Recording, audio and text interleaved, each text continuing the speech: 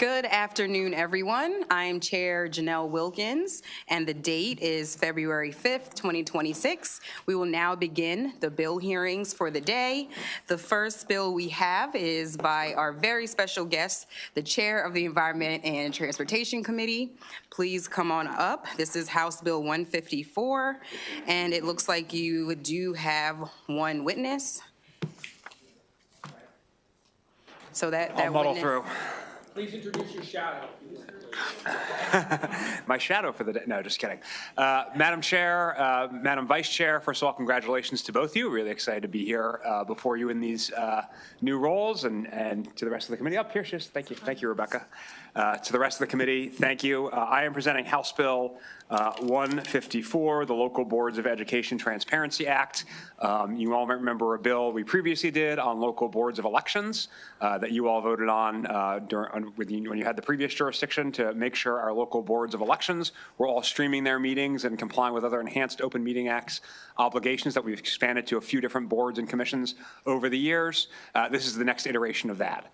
This is actually even easier, though, because happily all of our boards of education are currently doing some version of this. So this would just bring a standardization across the board to make sure that they all do it in sort of a similar way and continue to do it going forward. And so this will allow our citizens to access their Board of Education meetings online, including historic meetings. There are a number of amendments that have been requested by folks in the testimony. I have shared with Subcommittee Chair Ebersol a copy of amendment I had drafted to try to integrate as many of those as possible. I'll also send it to Alistair, of course. And that is things like ensuring that if they're going to a place that doesn't have, video coverage, that they don't have to comply, if they're going on a field trip or a site visit or, doing a community meeting where it's not easy to stream. Obviously, we want them to be out in the community, so we don't want to inhibit that. That's similar to provisions we've passed along these lines before.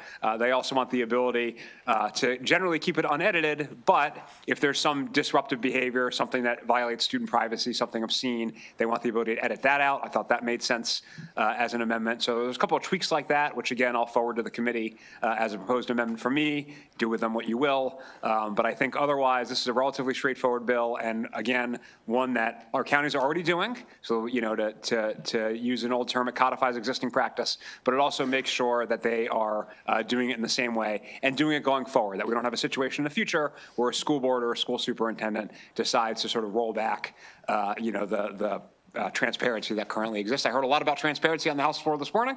I know how important it is to everybody. And so we want to apply that same rigor that you all wanted on the floor this morning to our local boards of education. And that is the bill, Madam Chair. Thank you again. Thank you. Squeak on over. Good afternoon, Chair and members of the committee. My name is Rebecca Snyder. I'm the Executive Director of the Maryland-Delaware DC Press Association, and we are delighted to support House Bill 154, including the amendments that Delegate Corman discussed. And thank you also for bringing this bill. This kind of stitches together that tapestry of transparency that is so important, making sure that school boards, which is kind of a flashpoint right now, are consistently transparent to members of the public, but also to journalists. It's important as our worlds get faster paced and a little bit more hectic to have the ability to refer back to, for news gathering, to access meetings that we can't physically be in. As Delegate Corman said, it's really important to note that the school boards are, to a greater or lesser degree, all pretty much complying with this, but we want to make sure that we're future-proofing this type of transparency, and we're also wanting to make sure that it's a consistent experience from school board to school board, so that especially members of the public who maybe are not professional users of those types of Open Meetings Act compliance details don't find themselves at a disadvantage. So we do urge a favorable report, and thank you very much. Thank you so much. Seeing no additional questions, thank you so much, Mr. Chair, for this bill, and that ends the bill hearing on House Bill 154. Calling up next, Delegate Vogel, House Bill 128, County Boards of Education Therapy Dogs Policy for Handling and Use in Schools.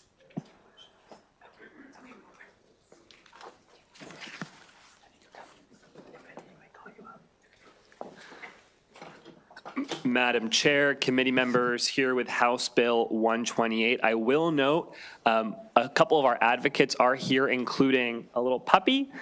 Everyone say hello. Aw, yay, aw, so cute. We had some issues with the sign up, so if anyone does have any questions for the advocates, we can address that, but otherwise. Christopher Keene did sign up if you want Christopher Keene up there. Oh, Chris? Yes. Okay, Chris did sign up. But, okay, great. So House Bill 128 requires each local board of education to adopt a policy for the use of therapy dogs in public schools, requiring a handler to accompany each therapy dog in the school. The policy that school boards would be required to establish would set out a few different criteria. One is a certification requirement for therapy dogs, guidelines for handlers, and guidelines for when and where therapy dogs and handlers are allowed in school buildings. I've been working with a few of our LEAs on some potential amendments here, we are having some productive conversations on that front to address any concerns. And with that, I urge a favorable report on House Bill 128. Good evening. My name is Chris Keene. I'm from Washington County, Maryland, and I request a favorable review. I'm speaking on this because I've seen what therapy animals can do for especially young individuals, and I think about people who have been victims of violent crimes, people who have faced abuse, bullying, and need that support to get through their day-to-day functions. And I believe that that is something that is important to each Marylander to have that opportunity, and that we care about our mental well-being and our well-being of our students in schools. We've invested deeply into students here in Maryland, and I believe this is just writing the rules to allow our school districts to work on it, to have the rules and certification, so it's not just any dog coming in. And there are rules that are being laid out, and we're working in partnership with our local communities, which I think is essential when we write policy, is that we don't impose everything, but work with our local communities. So I do request a favorable review in considering those individuals who need these therapy animals. And thank you for your time. Thank you so much. I see a question from Delegate Ebersol. Thank you so much, Madam Chair, and thank you for bringing the bill, and thank you for many of the things that you put in there to consider the vagaries of having a dog in the building. I appreciate all that. I think you said that the bill requires them to have a policy. The bill also requires the school boards to allow them. Am I correct? That is correct, Delegate, under the current drafting, but we're in some conversations to address any concerns around that. I'd be eager to hear those. Great. That'd be great. Thank you. The only other question I had, I blew it out of the water there. It's easy for me to get distracted, so we'll just quit there. Probably wasn't a very important question anyway. Thank you, Mr. Chair. Delegate Miller. Thank you, Madam Chair. Hello, thank you for bringing the bill. I actually really love it. Question, if you could provide some maybe either background or just some information about, to not be concerned with federal law. So federal law already for service dogs, because we've had a lot of issues actually in our schools as far as service dogs and our students being able to have their service dogs in schools and what that means and all. And that is federal law with ADA law where they need to be allowed to do that. So this is different. And so could you just explain a little bit about that difference or what that would mean? Because I don't want anyone to get confused about the two. Madam Chair, I can attempt to take the question. Would it be okay if one of the other written testimony witnesses quickly provide a difference on the therapy dog versus A service animal. service animals? It's okay. I'll allow it since you're a member of the committee. Okay. One expert. All right. Do you want to just briefly describe the difference between therapy dog and service animals? Good afternoon, Committee Chair, Vice Chair. So you know that therapy dogs are different than service dogs. Service dogs, they perform an actual service. Therapy dogs meet more of the social emotional needs. And I'm not sure what happened with the written testimony, but I could read a piece of this that'll really explain it very well. I think they have the Is that written okay? testimony. Yeah. All right. So yes, what's working is the memorandums of understanding that are working in Montgomery County, and it defines the difference between a service dog and a therapy dog. And federal law is actually very vague, and we're going to work to send this up to Congress after Maryland passes it, so. Thank you. And can you please state your name for the record? I'm Harriet Lorensky-Kuhn. Okay, we have your written. You do, and Okay. I brought one of my students, if you'd like to hear from him. I'm sorry, we do need people to sign up, but I do appreciate Okay, that. thank you Thank so you, and greetings to the student. Thank you for making the time to come. Okay. Having pet the dog, I can confirm that it works. I feel much better. Thank you, Delegate. Okay, seeing no additional, oh, I'm sorry, Delegate Long. Thank you for bringing the bill. I think it's a great idea. I actually had a therapy dog come out and visit me while I was in the hospital. Wow. And it definitely takes the stress away. The only concern that I have, and I hate to be what about people that are allergic to dogs? How would you address that? And I hate to ask that question because I think it's a great bill. Thank you, Delegate, and I'm glad to hear you had a positive experience with therapy dogs. One of the requirements for the policies that the LEAs have to establish does have guidelines for the management of students and staff with allergies or who are uncomfortable around dogs. So that's one of the, something that they have to consider as they're crafting a policy.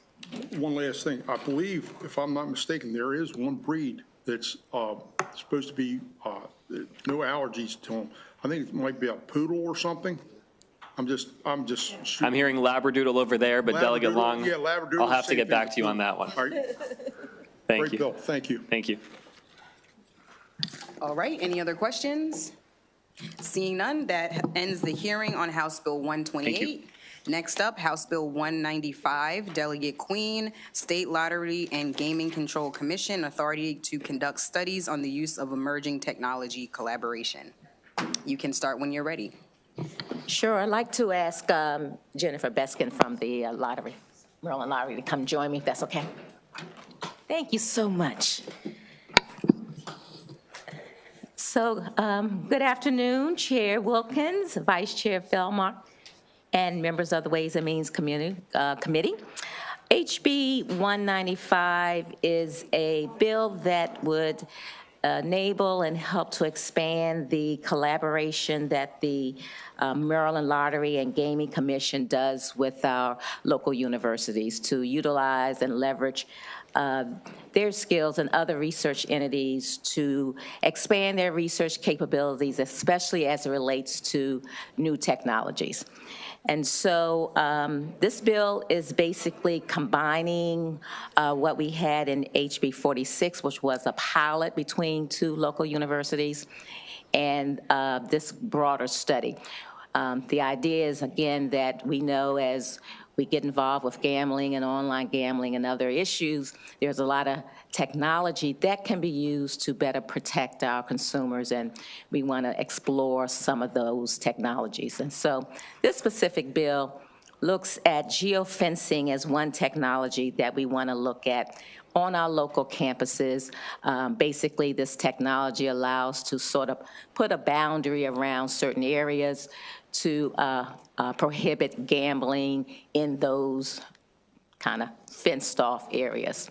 And so we looked at Morgan State University, which has an urban setting, and Bowie State University, which has more of a rural setting. And they were already doing research with the Maryland Center for Excellence on Problem Gambling, so we thought that would be a good study to start with those schools. So the commission has been working with the schools along with me and trying to, work out the details of this bill. There is an amendment that will be coming forth that has all of the agreements in place, and I think the commission can do it within their current resources, so we will hopefully be able to have this be a positive study that'll give us some information for any sort of future policy we want to make, having some data to support that. So that's the intent of the bill, and I didn't know if you want to add anything. Thank you. I'm just here for questions. Jennifer Beskin, Maryland Lottery and Gaming Control. Okay, thank you. Thank you so much, Delegate Eversole. Thank you very much, Madam Chair. So you said you thought they could do it within their resources, but the fiscal writer disagrees. But Jennifer, you're an expert. You'll tell us. They say $100,000. Do you feel like that some portion of that, or that you can work within your own requirements right now with this? Yes, please. Thank you for the question, Delegate Ebersol. The amendments that are coming actually modify the bill and make it more of a study. And so in the initial fiscal note that was submitted, we did it as if we had to do the study. And having some conversations with Bowie State and Morgan State, we realized that we need to step back a little bit and look first at a study, first at a work group to determine what we would be studying, as opposed to actually collecting. So the fiscal note is based on the bill as written and would have required additional resources. When the amendments come through, there would not be any additional fiscal note. Great, thank you. We never like to impugn a fiscal note writer, but this is because you would change the thrust of the bill. So thank you very much. Okay, seeing no other questions, that ends the hearing on House Bill 195. Thank you so much, Delegate. All right, next bill, calling up House Bill 63, Delegate Szeliga, Education, Interscholastic and Intramural Junior Varsity and Varsity Teams and Locker Rooms, Designation Based on Sex. Is Delegate Szeliga here? Delegate Kathy Szeliga. Okay, she is missing at the moment from the bill hearing. I just want to make sure. Okay, not seeing her available for her bill hearing, we will move on to the next bill. House Bill 323, or we can take some departmental since Jennifer Beskid is here on behalf of the department. Is she still in the room? There you are, Jennifer, if you can come on up. House Bill 289.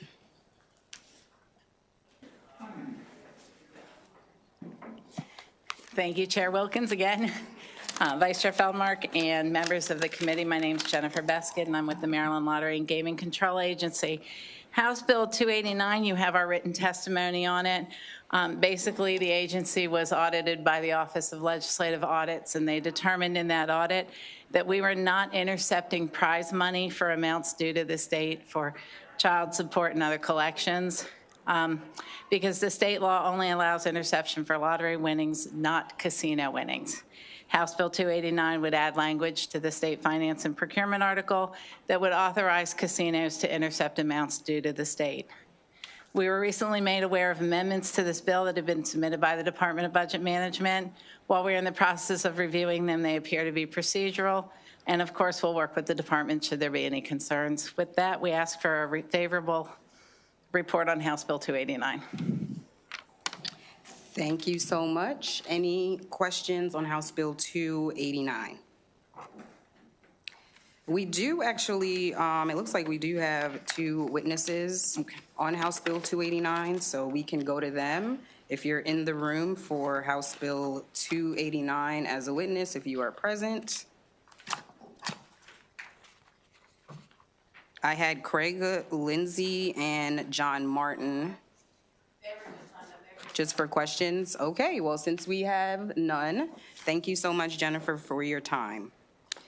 The next bill that we have is House Bill 291, Sports Wagering Proceeds, Promotional Play.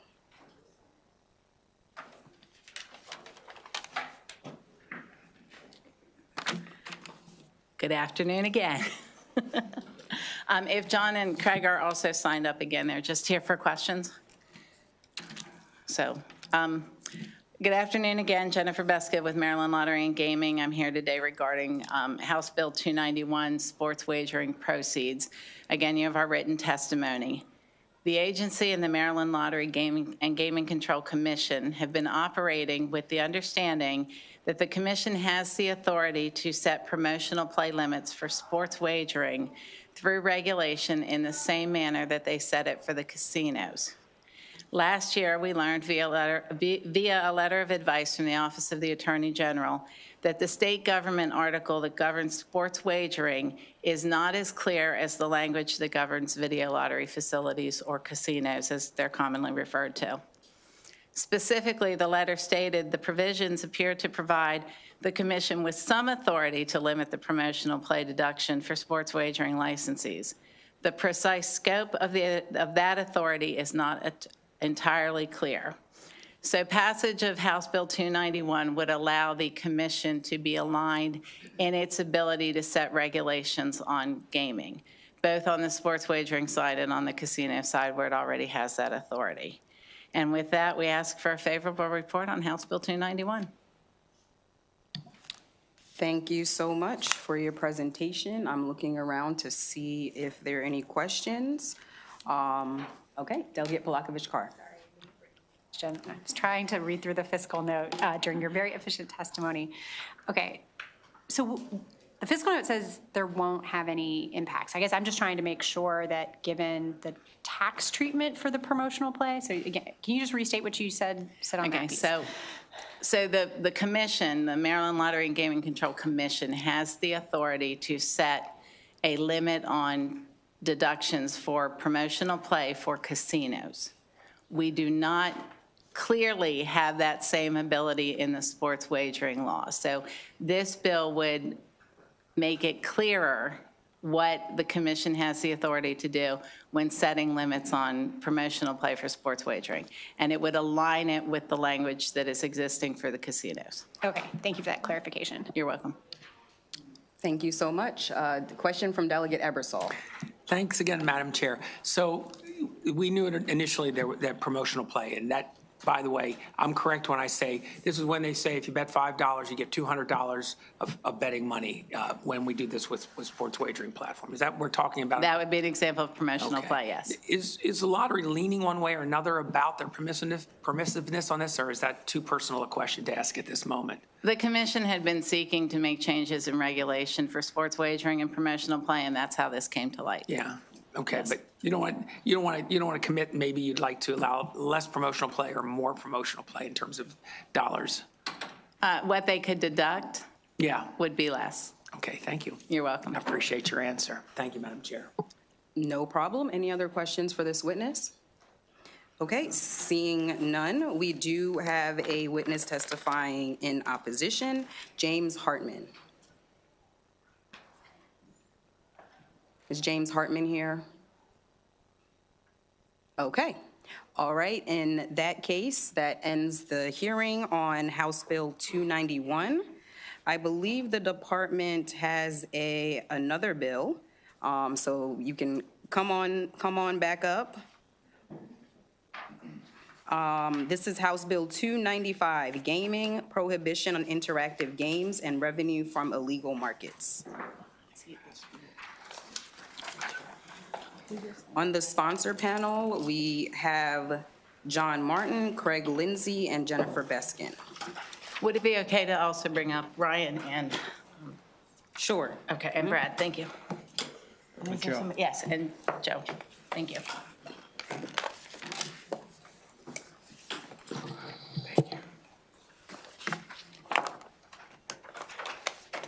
Good afternoon, Chair Wilkins, Vice Chair Feldmark, and members of the House Ways and Means Committee. For the record, I'm John Martin, Director of the Maryland Lottery and Gaming Control Agency. As you've already met, my colleague, Jen Beskin. Thank you for allowing us to be here today to discuss House Bill 295. You have our written testimony. We would like to use this opportunity to highlight the relevance of this bill.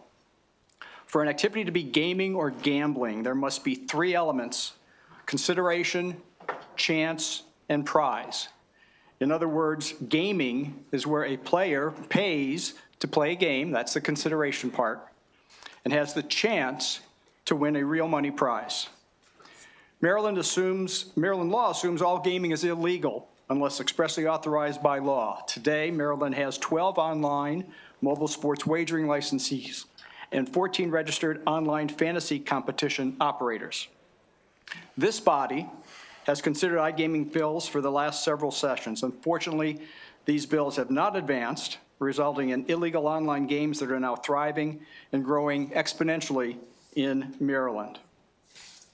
Currently, the agency sends cease and desist letters and refers illegal operators to the appropriate law enforcement entities. Over the last 18 months, we have sent 75 cease and desist letters, about 1/3 of those operators have left the state or closed their illegal businesses. Illegal operators do not register their businesses in Maryland, and most do not pay taxes. These illegal operators are not vetted, character and background checks are not completed, state revenues are lost, consumer protections are ignored, vulnerable populations are at risk. Clarifying the language in statute to define illegal games as interactive games expressly covers online gaming activities. Prohibiting the operation of interactive games in Maryland and including criminal penalties provides an opportunity for the agency to collaborate with law enforcement partners. We believe this change enhances the existing criminal law, which may be underutilized and often overlooked. Our colleagues in other jurisdictions are successfully engaging in actions to stop illegal operators. In 2025, 6 states, led by California, New York, and New Jersey, all passed legislation to ban online gaming activities. Already this year, 9 states, including Florida, Indiana, and Tennessee, have joined us to introduce legislation aimed at illegal online gaming. These illegal gaming operators are large, multinational enterprises. They offer online sweepstakes games, casino games, live dealer table games, and sports betting. They attempt to blur the line by equating themselves with legitimate sweepstakes like retailer merchant promotions and free-to-play social games. Do not be misled. They are neither. Remember that if a player puts money into a game to play it, and the player has a chance to win real money prize, that is gambling. Thank you for the opportunity to present this information in support of House Bill 295. With that, we ask for a favorable report.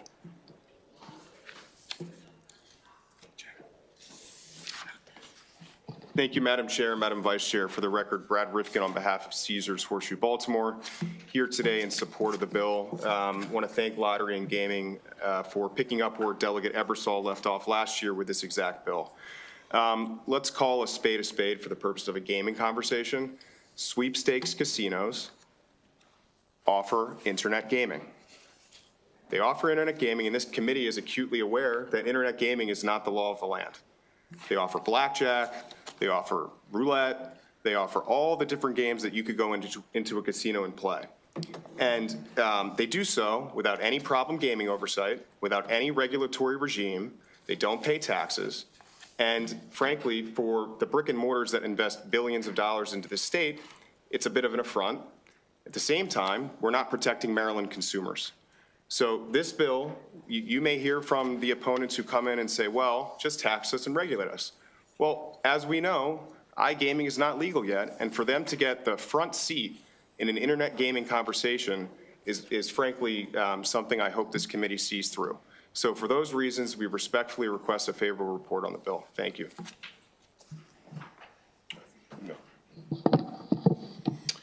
Good afternoon, Madam Chair, Madam Vice Chair, ladies and gentlemen of the committee. My name is Ryan Eller. I'm the Executive Vice President and General Manager for Live Casino and Hotel Maryland. It's good to be here today. Live Casino and Hotel employs 2,700 team members and provides another 5,100 indirect jobs right here in the state of Maryland. We pay approximately $350 million a year in direct taxes to the state of Maryland each year and have operated in the state since 2012. In that time, we've invested over $1.1 billion in capital improvements that create one of the most successful casino destinations in the entire nation. And we also happen to be part of the wider Cordish Gaming Group, which happens to be the only national casino operator headquartered right here in the state of Maryland. I'm here to urge a favorable report for House Bill 295. We have appreciated the opportunity to work with the Lottery and Gaming Control Agency on this important piece of legislation. The bill moves in the right direction by going after certain types of illegal online gaming in the state of Maryland. In the past, some have advocated iGaming legislation as a means to actually regulate an illegal market. Data consistently shows that legalizing online gambling does not effectively reduce that illegal market. It actually could serve to grow it. However, we believe that bills like House Bill 295 are more effective approaches to go after illegal online gaming. We would also support any additional legislation that might go a step further by seeking enforcement measures on those individuals or enterprises involved in marketing or facilitating illegal iGaming transactions in our state. Again, House Bill 295 is a very positive step in the right direction. We urge a favorable report on the bill, and I'm happy to answer any questions you might have. Thank you very much. Thank you, Madam Chair. My name is Joseph Tyrell. I'm with Caesars Entertainment, representing Horseshoe Baltimore. Just a little quick, I know that Brad kind of touched on the bill, but there's also the actual operation that we run in Baltimore. We have over 750 employees, which 44% are women, 77% minority team members that have 143 manager positions. And we also operate our mobile sport book, which is 25% MBE ownership. So when we talk about this internet space and the illegal activity, we ask for a favorable report. Also know that a lot of the folks who operate casinos here, we're in direct competition with the illegal market. How do we get customers to make sure they're playing safely with responsible gaming, anti-money laundering? These are very serious things that we're working with our regulators on. We applaud them for taking the step and pushing for these issues because we are in a very deep fight to protect your revenue and our jobs. And part of that is the people who own and operate here in Maryland. It's very important to understand that whether they're operating in Costa Rica or offshore, bringing this into the regulatory model that the MLGC can do, such as authorizing internet gaming through the casinos. Just north of us, all 6 casinos in Maryland operate online gaming in Pennsylvania. And under the regulator purview, making sure kids aren't playing, checking their verification, and making sure that these games are regulated. Now we're not asking sweepstakes because you don't know who these people are or how they're using it. I think it's very dangerous for minors who can easily think this is a sweepstakes game. It's just bad for players and bad for Maryland's revenue. You've got 2 anchors of the industry up here on the dais with you. We're asking for help to protect our market, your revenue. And that's one way we can do it together by making sure we go through the 6 operating casinos. Happy. Also, please vote favorably. Thank you so much for bringing the bill. We do have a few questions. First one, Delegate Buckle. Thank you, Madam Chair. And, you know, I hate when all my friends in the gambling and gaming and sports betting industry, you know, can't seem to all get along because, you know, I certainly have a lot of respect for all of your viewpoints and trying to do things in a legal, lawful way that creates jobs and also creates revenue for the state. One of the issues or concerns or questions I have about the bill is, and maybe, you know, the folks from lottery may be best prepared to address this. What games specifically, I don't play any of these games. I got a 9-year-old little boy, he probably plays some of these games, I don't know. But I'm reading some of the things that have been submitted. It's like words with friends. To your understanding, would your bill ban the game Words with Friends? Thank you for the question, Delegate Buckle. The simple answer would be no. Okay. How about Candy Crush? No, but if I may. Sure. So to play Words with Friends, I would go onto my tablet or my phone and I would download the game Words with Friends. I would create an You've already surpassed my technological skill, but go ahead, yeah. I doubt that. What does download mean? No, just I would put that application onto my phone or my tablet, which would allow me to go in like a banking app and create an account where I create a user ID and a password. Are you with me? So far. Okay. Once I have done that, I can immediately start playing those types of games. They're a social game. They do not require me to put any money in to play them. Right. I am playing them for the purpose of advancing to the next level, or if I am competitive, to beat whoever is playing me online. I play with Delegate Hornberger, so I can always win. There you go. So at that point, I have not invested anything. I am not seeking to win any type of prize. And that keeps us out of the illegal gaming discussion completely. Going a little bit further, the research I have done has shown that periodically Candy Crush will offer a tournament. And that's where you get into the gray area with whether or not Candy Crush is an illegal game. Because in that tournament, I have the ability to win money. So I have been researching Candy Crush like you would not believe. Candy Crush, to get into the tournament for Candy Crush, I either have to invested a lot of money in buying things to break pieces of candy in a virtual game, which again doesn't give me any reward, except that I advance to the next level, or and actually that's kind of it. I've invested that money, or I have on my own done well enough that my scores are so high that Candy Crush actually invites me to participate in their tournament. Again, I do not pay an entrance fee to come into that tournament. I do not pay anything that's going to reward me in that tournament. There is a cash reward in the tournament, and that's based on the skill that I exhibit while playing the game. Okay. But again, it's not a slot machine. I'm not pushing a button. It's skill. Right. Because I want to definitely get to those things. Like, I don't want to have an illegal iGaming slot machine where I'm paying and I'm winning money. I'm betting $10, even if I call it my 10 tokens, but it's really $10, and then I'm winning $100. I think everybody wants to get rid of that, but we want to make sure that we're not picking things up. I think the only game I ever played this nature, I think, you ever heard of a game called Clash of Clans? I've seen the ads. Yeah, so Clash of Clans, I played this many, many years ago. My son now plays it, but Clash of it, he begs me to give him money so that he can get, the extra warriors or whatever the heck it is. So you can put money into the game so that you get more stuff out of it so that you can basically win faster. It's a cheat code, essentially, to get you, instead of having to play for hours, you can jump ahead. As if you're paying money to play the game, but the end result is you're not getting a financial prize, that's okay, right? As a general proposition. If you're not paying money to play the game, you're allowed to get a financial prize in a sweepstakes model if it's just based on skill. Yes. You're allowed to get it at the end as long as you don't put money in up front. Is that kind of the parameters of what you're looking for?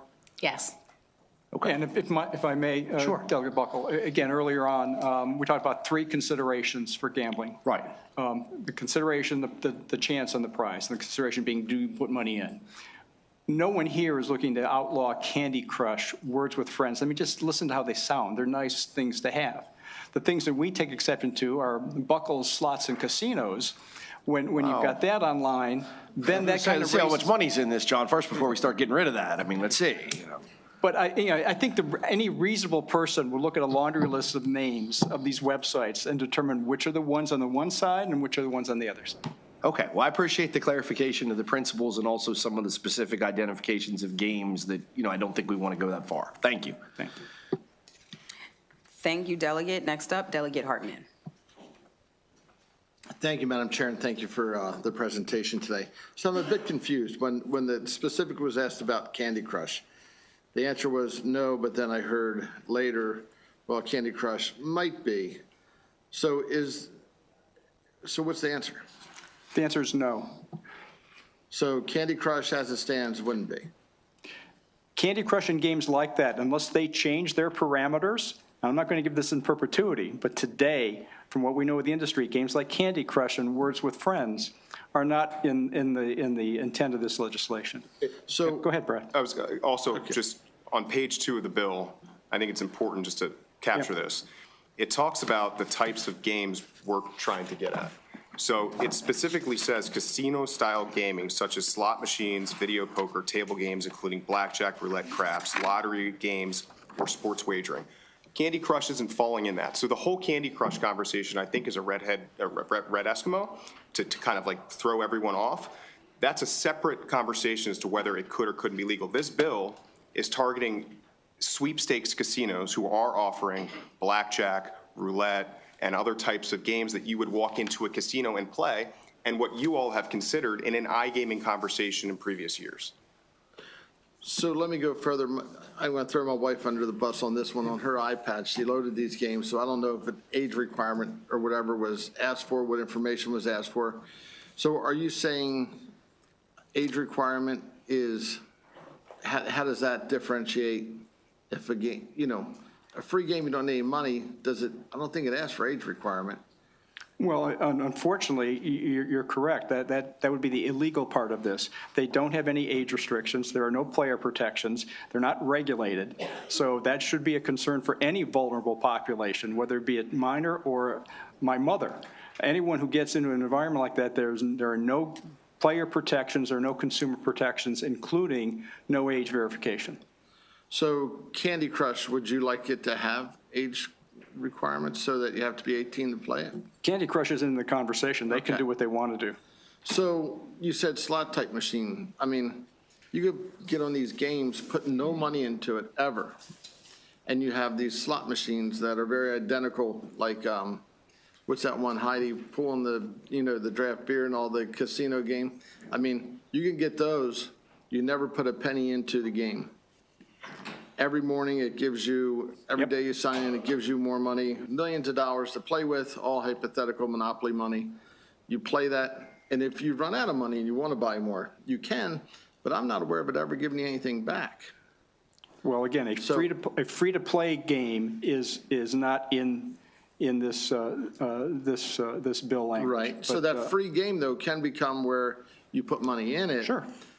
But it's entertainment. I mean, if it's not giving anything back, how is that gaming or gambling? It's, you don't have to pay for TV at home because Comcast doesn't give it to us for free. It's entertainment. So if I want to spend my Comcast money getting extra points so I can play this, game or whatever longer, is that gaming? Is that illegal? So the way I'm understanding it, the sweepstakes casinos, when you sign up for a sweepstakes casino and you purchase, let's say, 500 gold coins for $200, they'll give you sweepstakes coins as a sign-up bonus with that purchase. And you can continue buying gold coins and getting an equivalent in cash in sweepstakes coins. When you play the gold coins in their social casino, you're not winning anything. It's no big deal. We don't have a problem with that. When you're taking those sweepstakes coins, which is having a cash equivalent, and then playing blackjack or roulette and winning money or losing money, you're effectively gaming. So I think that's really the crux of the issue. I don't think anyone has a problem with a social casino. You're playing with free tokens and you're having fun playing the game. It's when you're taking a cash equivalent of sweepstakes tokens and playing in a casino online and winning or losing. That's really, this model is a dual multiple currency model, which is laid out in this bill. Just from what I've seen, I mean, I guess there's a lot of games available, but from what I've seen, there's a lot of free play, entertainment type games out there. And I'd be concerned that this bill could confuse the two and there'd be collateral damage as a result of it. So, but thank you for your help.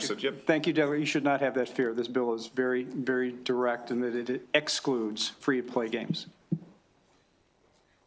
If I could add a little bit to this, we're concerned about the free play piece of this with slot type games. Those are open doors for certain minors. So they're thinking they're playing like an adult type game and opening the door without having the age verification, making sure the games that are regulated under the MLGC purview, you're opening a door for minors to think they're playing an adult game. And then they're offering a free play to keep going to this other portal and other marketing tools that go into the sweepstakes. So there's some predatory piece of this that these sweepstakes are really engaged in, where our companies have to adhere to the law, work through our regulators, and make sure it is safe. That's where we're asking for. The sweepstakes, like in Delaware, they told them to shut down because it was predatory on minors and threatening the state revenue. So there's got to be firewalls for types of companies who act like they're casinos, perform like they're casinos, but they're not doing the age verification, money laundering protection, because if you do make a deposit in these accounts, how do you know they're verified? How do you know they're not coming from a foreign entity? Well, you don't have to make a deposit. That's my point. They're entertainment. And by you saying that, you're concerned that this is a predicate for kids to get into it, it tells me that this bill may be more reaching than what you're saying. So what you just added to it just further heightens my concern for the bill or the intent of the legislation. We've got to give our regulators tools to fight these products. Okay, thank you. Thank you, Delegate. Next, Delegate Ebersol. Already answered. Okay. We'll go to Delegate Roberson. Thank you, Madam Chair. And I just want to stay on this line of conversation because you said, and I'm correct, these games are not regulated currently. Correct. Has there been a conversation between the department and these gamers as far as looking at, before we get to this bill, looking at regulation possibly? If I may? Yes, please. Thank you for the question, Delegate. The games that we're talking about are played online, and that becomes iGaming, and iGaming does not exist in the state. There are 12 mobile sports wagering games that can be done online, and there are 14 fantasy competitions that are licensed that can be done. But any game outside of that is moving into iGaming, which does not exist in the state, and that's part of the illegal component. Got it. My struggle, let me form this into a question. It's just so I'm clear. Because what was being proposed by someone in the opposition, I should say, on the other side, is we make this a regulated space that is not iGaming just because it's offering sweepstakes, as was stated before, not offering cash prizes, but offering other things. And so we, to your point, have not defined that. So I'm asking, have you all thought of legislation that would put them into a category where we can actually regulate them, is what I'm asking. Has that been thought about, or do you have a proposal out there for that? Again, if I may, I mean, then I appreciate the work this committee has done over the last several years. That conversation has happened for the last several years. It's called iGaming, and as my colleague just pointed out, until we satisfy that requirement to allow iGaming, then any other conversation just is a moot point. They're offering, if I may, they're offering, again, I think I'm beating a dead horse, but they're offering the same games you would play in an iGaming world, or if you walked into a brick and mortar casino. So they are free if and when the state passes an iGaming bill, they're free to apply for a license to offer that exact product. It's semantics when we're talking about sweepstakes. It really is. They're trying to confuse you, but they're offering the exact games that you all have contemplated in this committee for the last couple of years. If I may, I mean, the reality is a sweepstakes where someone places money on deposit or at risk and receives something of value in return is inherently what gambling is defined as, which is what this bill is intended to address, so that it can obviously eliminate the illegal aspect and regulate the legal aspect, as we've enjoyed a very productive relationship over the last 14 years doing just that. Thank you, Madam Chair. Thank you, Delegate. We'll go to my Vice Chair. Thank you, Madam Chair. I really can't believe I'm about to say this, but I want to go back to Candy Crush for a minute. So in the tournament example, okay, I'm going back to the original 3 components for consideration, chance, and prize, right? It's free to play, but there's an opportunity to purchase, let's say, enhanced play. I don't know what the right term is, right? But some sort of bonus, right?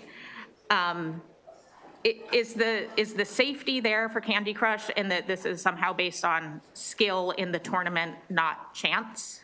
Is that, I'm trying to understand how they're clear. Yeah, I think it's a fair characterization. Again, we're not focused on the Candy Crush and games like that. We're focused on the illegal gaming as it relates to casinos, sports wagering, and the things that are already out there. And I understand that. I guess we're hearing strong concerns about unintended consequences. And so that's why I think we're,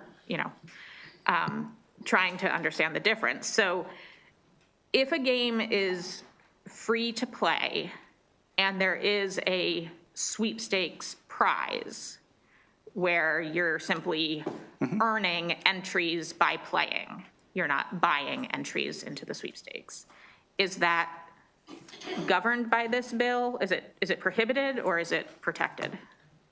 well, it's not prohibited because again, there's no outlay of cash. You haven't spent anything. It's free to play.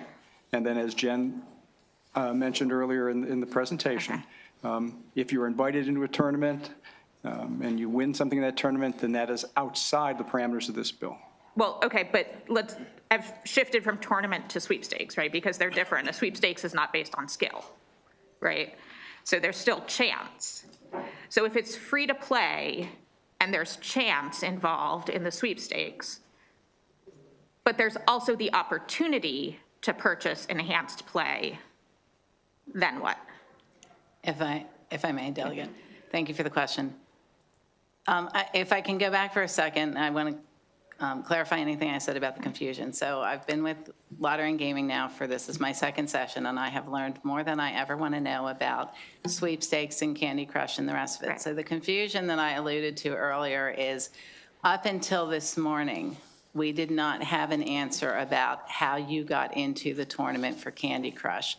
So the gray area was whether or not participants were paying to enter the tournament.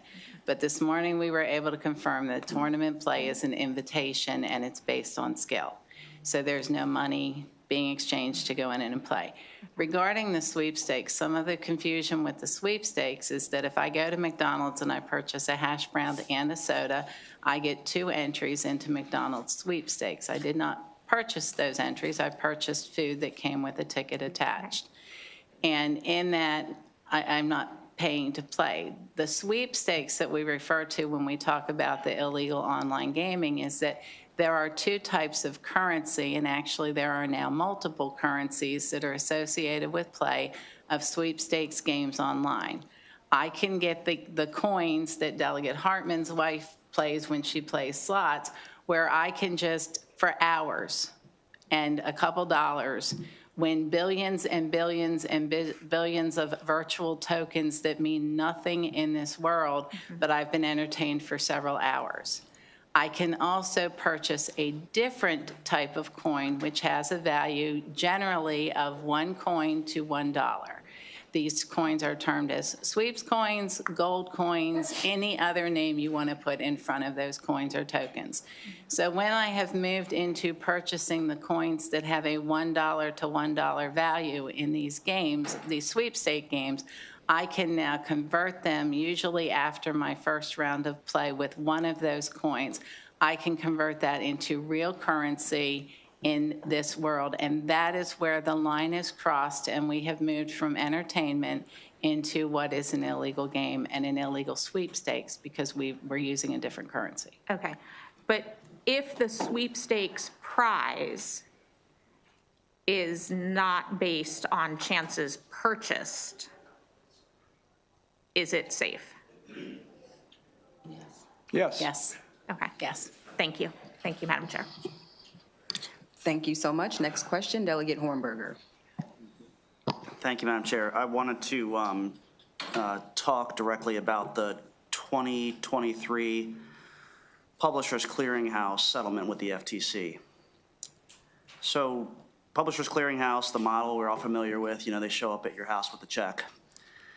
So this was a settlement, which is a little bit more nuanced.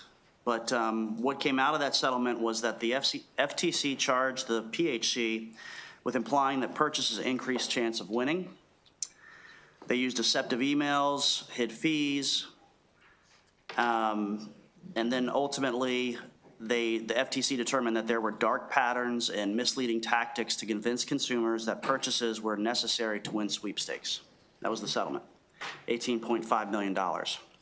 So my question to you is, I'm playing Candy Crush because that seems to be the flavor of the day here, and an ad pops up and it says, subscribe to a magazine, buy a product, here's a coupon. I click on that, I purchase it. That's all tracked.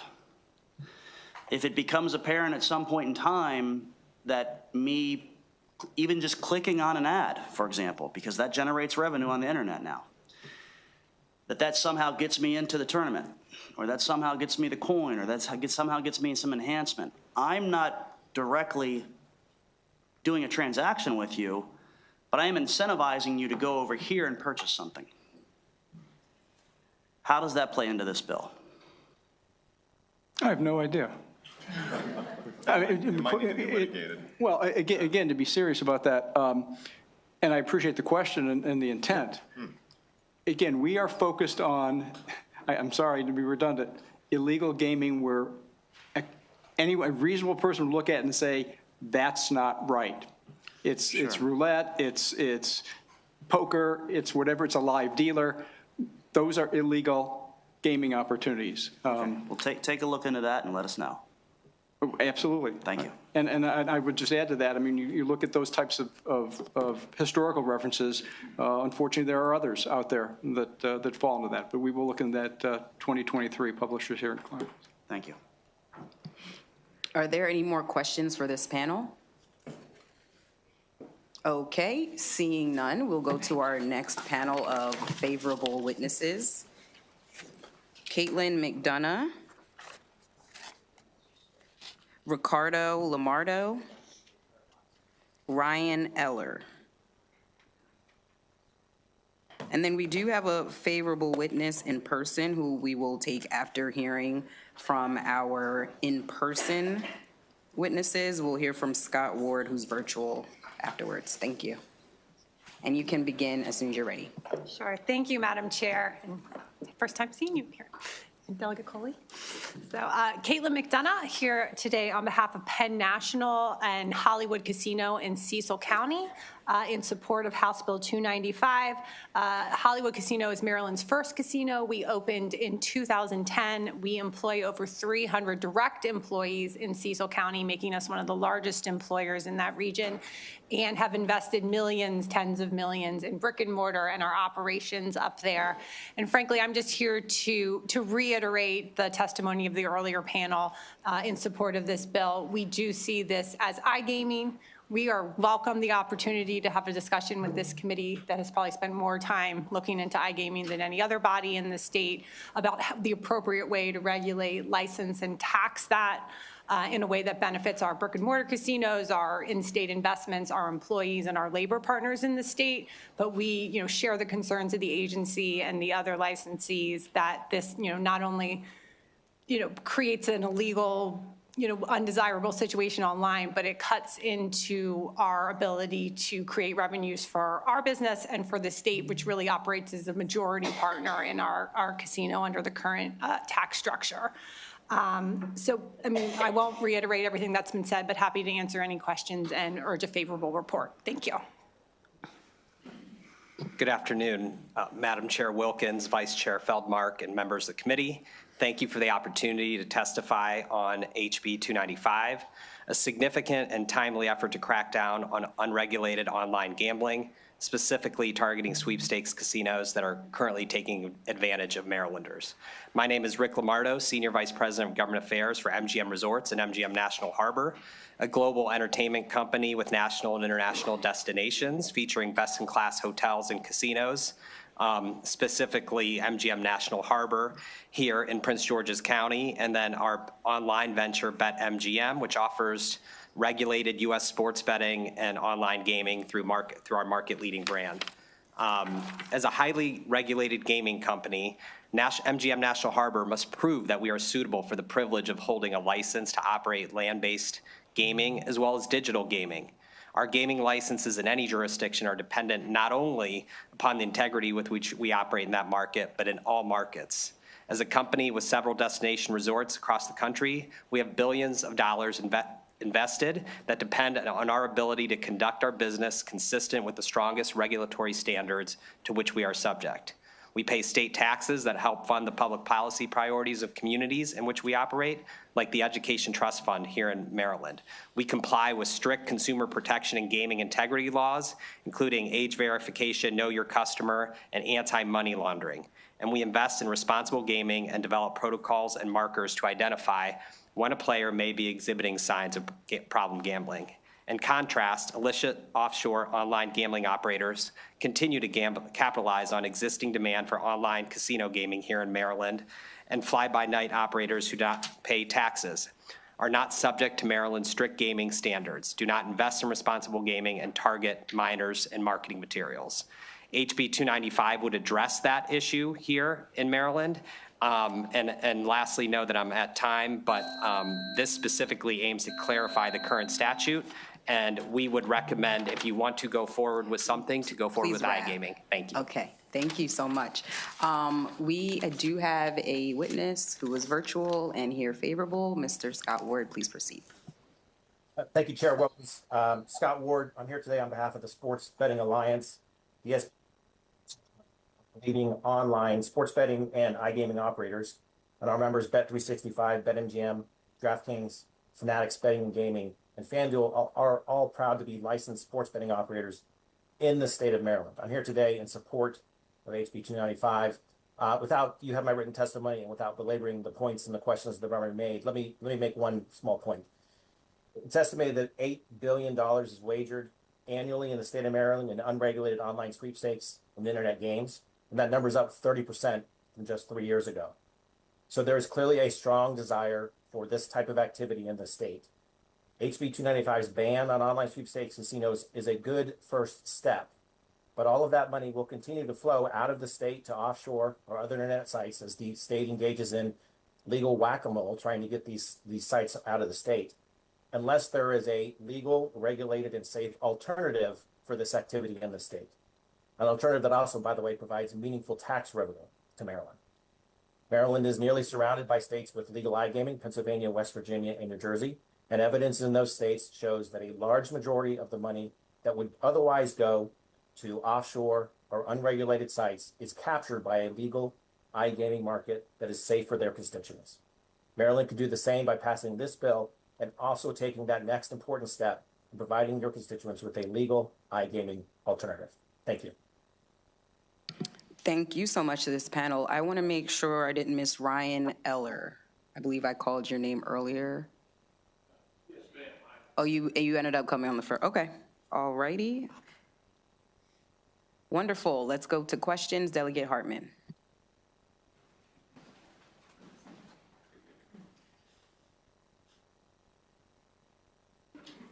Thank you, Madam Chair, and thank you for this panel. And maybe I should have asked the earlier panel, but it seems like everyone testifying against it is representing a casino.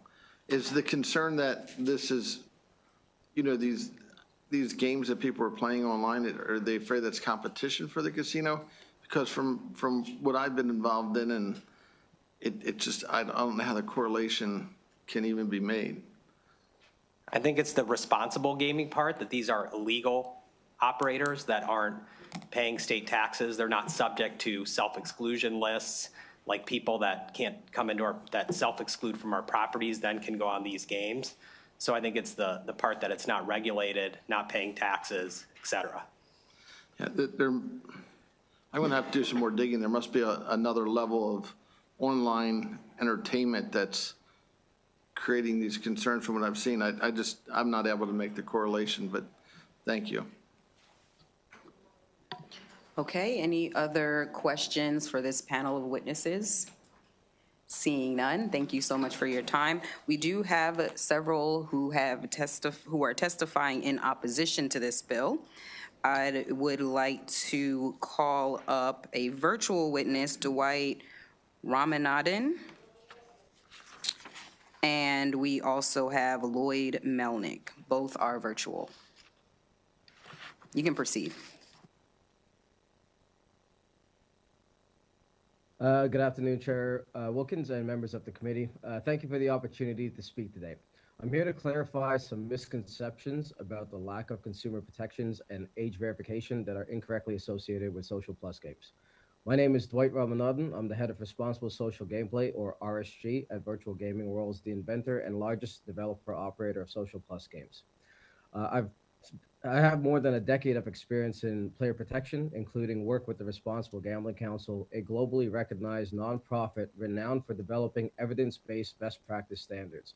I joined VGW in 2022 to adapt those practices to Social Plus games and further strengthen the company's existing program. Our mission is to ensure our games are played for fun and entertainment. We do that by preventing underage participation, identifying and responding to potential risk, and providing players with tools and information to manage their gameplay. Our games are intended for adults 21 plus. We enforce that through multi-step age verification process that begins at first purchase and are reinforced throughout additional Know Your Customer checks in the player journey.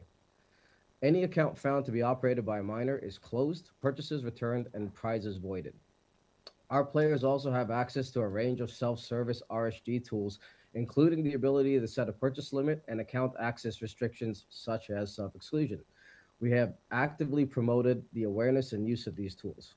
We also proactively monitor player behavior using in-house alerts and a customer risk score, and we believe we are the first to introduce gameplay affordability to the US, which allows us to identify activity that may fall outside a player's estimated spending power and aids both responsible social gameplay and anti-money laundering. These automated signals are supported by well-trained players-facing staff who escalate concerns to our dedicated RSG team, mostly with social work backgrounds, who assess the risk, engage directly with players, and guide the appropriate use of tools. Taken together, these measures demonstrate that the claims suggesting Sir, if social you plus could games just wrap your final thought, please. basically the measures demonstrate that the claims suggesting a lack of consumer protections do not reflect how responsible operators function today. Thank you so much. We appreciate your time and your testimony. We'll go to our second oral witness if they're present.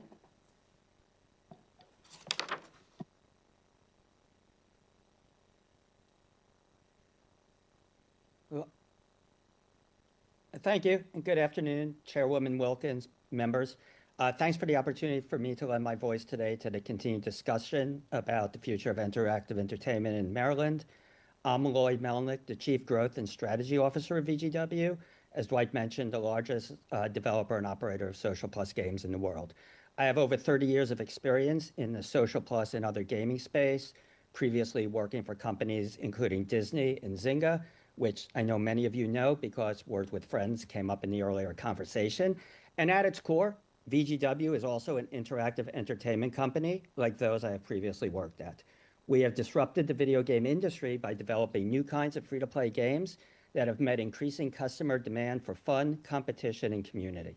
We provide entertainment, and when we look at competitors, it's not only social plus game companies, but traditional video game companies, and also Netflix, Paramount, and everyone else trying to entertain consumers.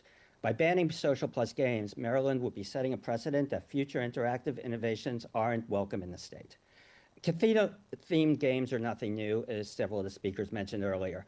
And for those players who don't want the stress or cost of risking real money on gambling websites or land-based casino, our games provide a shared mechanic with casino games without players ever having to spend a dime. In fact, the majority of our players, most of whom are between 35 and 54, never spend a penny. And I want to stress that because our industry has been mischaracterized earlier. More than half our players never, ever spend a penny. You do not have a land-based casino or an online gaming company that can say anything close to that. Our players are playing for fun. Most of them don't spend money, but they do love the chance to win prizes. And to address an earlier question, those chances to win the prizes do not matter if you purchase or you don't purchase. The Publishers Clearinghouse example actually showed how they were not following sweepstakes rules because there's a principle called equal dignity, which means whether or not you make a purchase, you have the same chance to win a prize. I see I'm out of time, so I'll just close and open it up to if there are any questions. Thank you. Thank you so much. I'm going to ask our two virtual witnesses to stay on. We have two final witnesses who are in opposition to this bill. They are in person, Sean Ostrow and Josh White. Please come up. You can start when you're ready.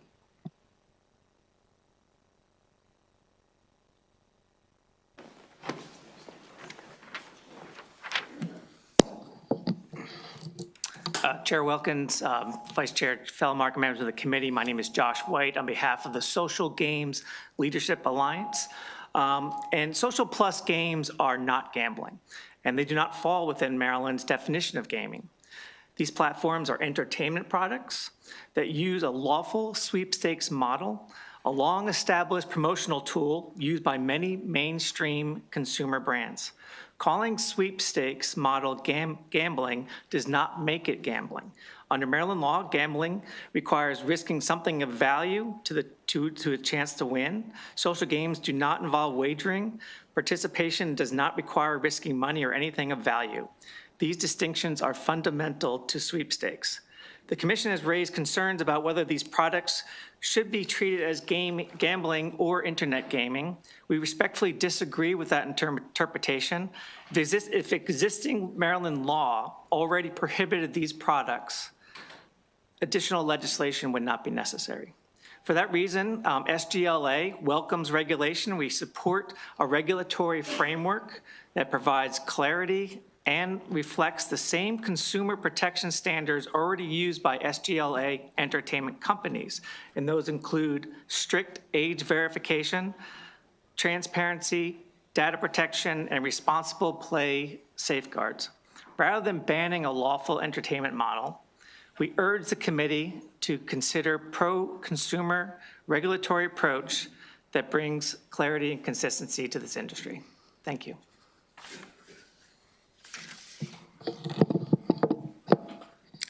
Thank you, Madam Chair and members of the committee. My name is Sean Ostro. I'm the director of the Social Gaming Leadership Alliance. I will not repeat what many of my colleagues have already said, but I did want to clarify that we are currently governed by Maryland Commercial Law, Section 13305, dealing with sweepstakes. We're also overseen at the federal level, to the point about Publishers Clearinghouse earlier.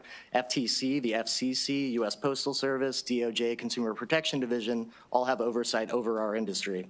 Furthermore, our members in our alliance, which include the largest ones in the nation and across the world, have voluntarily established a regime of very strong consumer protections, and we feel that it's time to regulate to ensure that the majority of the other operators out there are also playing by the same rules and also being appropriately taxed and to protect consumers, keep people under the age of 21 from participating. So we feel that if this bill is passed, the law-abiding operators will follow the law. They will exit the state, but it'll then be open season for the illegal operators, which will continue to prey on unsuspecting customers. There's approximately 120,000 Maryland adults that are currently playing these games. Certainly, we have not heard of any concerns from them at this point. And we agree that there are probably some bad actors out there. We're talking about illegal, offshore, online real money gambling. That is not what we are. That is not what we represent. We think that if we were to be banned, those people will fill that void. So instead of a ban, we believe industry-wide regulation is pragmatic. It would generate upwards of $20 million in new revenue. In addition to transparency, bring a registration requirement to ensure that everybody is operating by the rules. So with that, I'd be happy to stand for questions. Thank you. Thank you so much. We appreciate your time. First question, Delegate Hornberger. Thank you, Madam Chair. And this is for the second gentleman that spoke, most likely online. Is he still in the waiting room? Hi. I'm available, Delegate. So last time I was in LA, I got a chance to tour Riot Games. Mm-hmm. And these do like your battle, fantasy type, took a tour of the campus. That sounds like it's in a similar vein of what you all provide, maybe a competitor. Yeah. But they have, my understanding is they have different income streams, all right? You can buy armor, you can buy suits, you can buy all these things, sort of upgrade. That's one revenue stream. They also might have another one that's advertising, right? So, you know, while you're playing the game or maybe you're on our list. And then the third is, you know, that information, I don't understand how it exactly works, but that data is important, and you might be able to monetize some of that data by selling it to one of your rivals or one of your competitors or anybody that's looking to sell to this population. So these are all revenue streams of ways that these companies make money, because I think for this committee, we're not all players of these games. We don't really understand how you all are able to be lucrative and employ people and make money. My question is, with all of those different ways that you've found to create this industry, will passage of this bill, even though those are legal and above board, could it be construed or could someone say all of a sudden that those ways that you're making money and having this business now run afoul of this bill as passed? And really, anybody can open it, but I wanted to point it to you because you're in a similar industry. Sure, and as I mentioned, I used to be at Zynga, which is a direct competitor of Riot, as well as Disney. And I think that's a big fear, and I can give a concrete example. So in addition to the games that we have with a casino facade, we actually have a game that we've done with Hasbro, Monopoly Match 3, which is a competitor of Candy Crush and Royal Match, which are your typical Match 3 games. Because of the way these legislations are worded, we do have concerns that we won't even be able to offer our non-casino, non-social plus games in these markets. It is very ambiguous. I think earlier there was a conversation about Candy Crush. Someone referred to it as skill-based. Actually, under the legal definition of skill-based gaming, it is not. It is a chance event. So will Candy Crush, at a minimum, have to cut down their promotional offerings, their tournaments? I think it's definitely going to have a cascading effect in the industry. We're already, if this bill passes, we probably would not be offering our match 3 or our other games, not just the casino games in Maryland. Okay, thank you. Sure. Thank you, Delegate Buckle. Thank you, Madam Chair. So for the folks from the organization or the alliance, if you were here, you heard me ask some questions before of the lottery and gaming people about how we can define this so we know what we would be trying to regulate or eliminate or allow. Does that make sense to say that if you have to pay money up front to play, you don't get to play for free, and then at the end you're winning money, you're directly winning money, that would be illegal, that would be a casino game, regardless of what it looks like. Candy falling, roulette wheel spinning, whatever it is, it's money in, money out, that's gambling. But if you pay money to play for entertainment purposes, you don't get any cash prize at the end. You're just paying for your own edification of I'm the greatest player. Or if I don't have to put money up front, but I can win money on the back end through the application of my skill in the game or just through luck, through a sweepstakes type situation, that's not gambling. So that's kind of a multifaceted question, but if you're following me, is that your industry's kind of definition? So no money in, not gambling, money in but no money out at the end, not gambling, money in and money out, potentially gambling. Does that make sense? Yes, Delegate, I understand the question. So certainly our model, there's no consideration. So you can make a purchase of a freemium product, and that might give you something like additional playtime, right, an ad-free experience, something of that nature, a premium feature. Those are helps always... you upgrade your dragons in Clash of Clans faster and all that stuff, yeah. Correct. Don't look at me strange that I know that. That's true. Now, my kids are well aware, and yes. So certainly things of that nature, same way that you would on a Candy Crush style game. There is no consideration. The proponents of the bill were speaking, to be gambling, there has to be consideration, chance, and prize.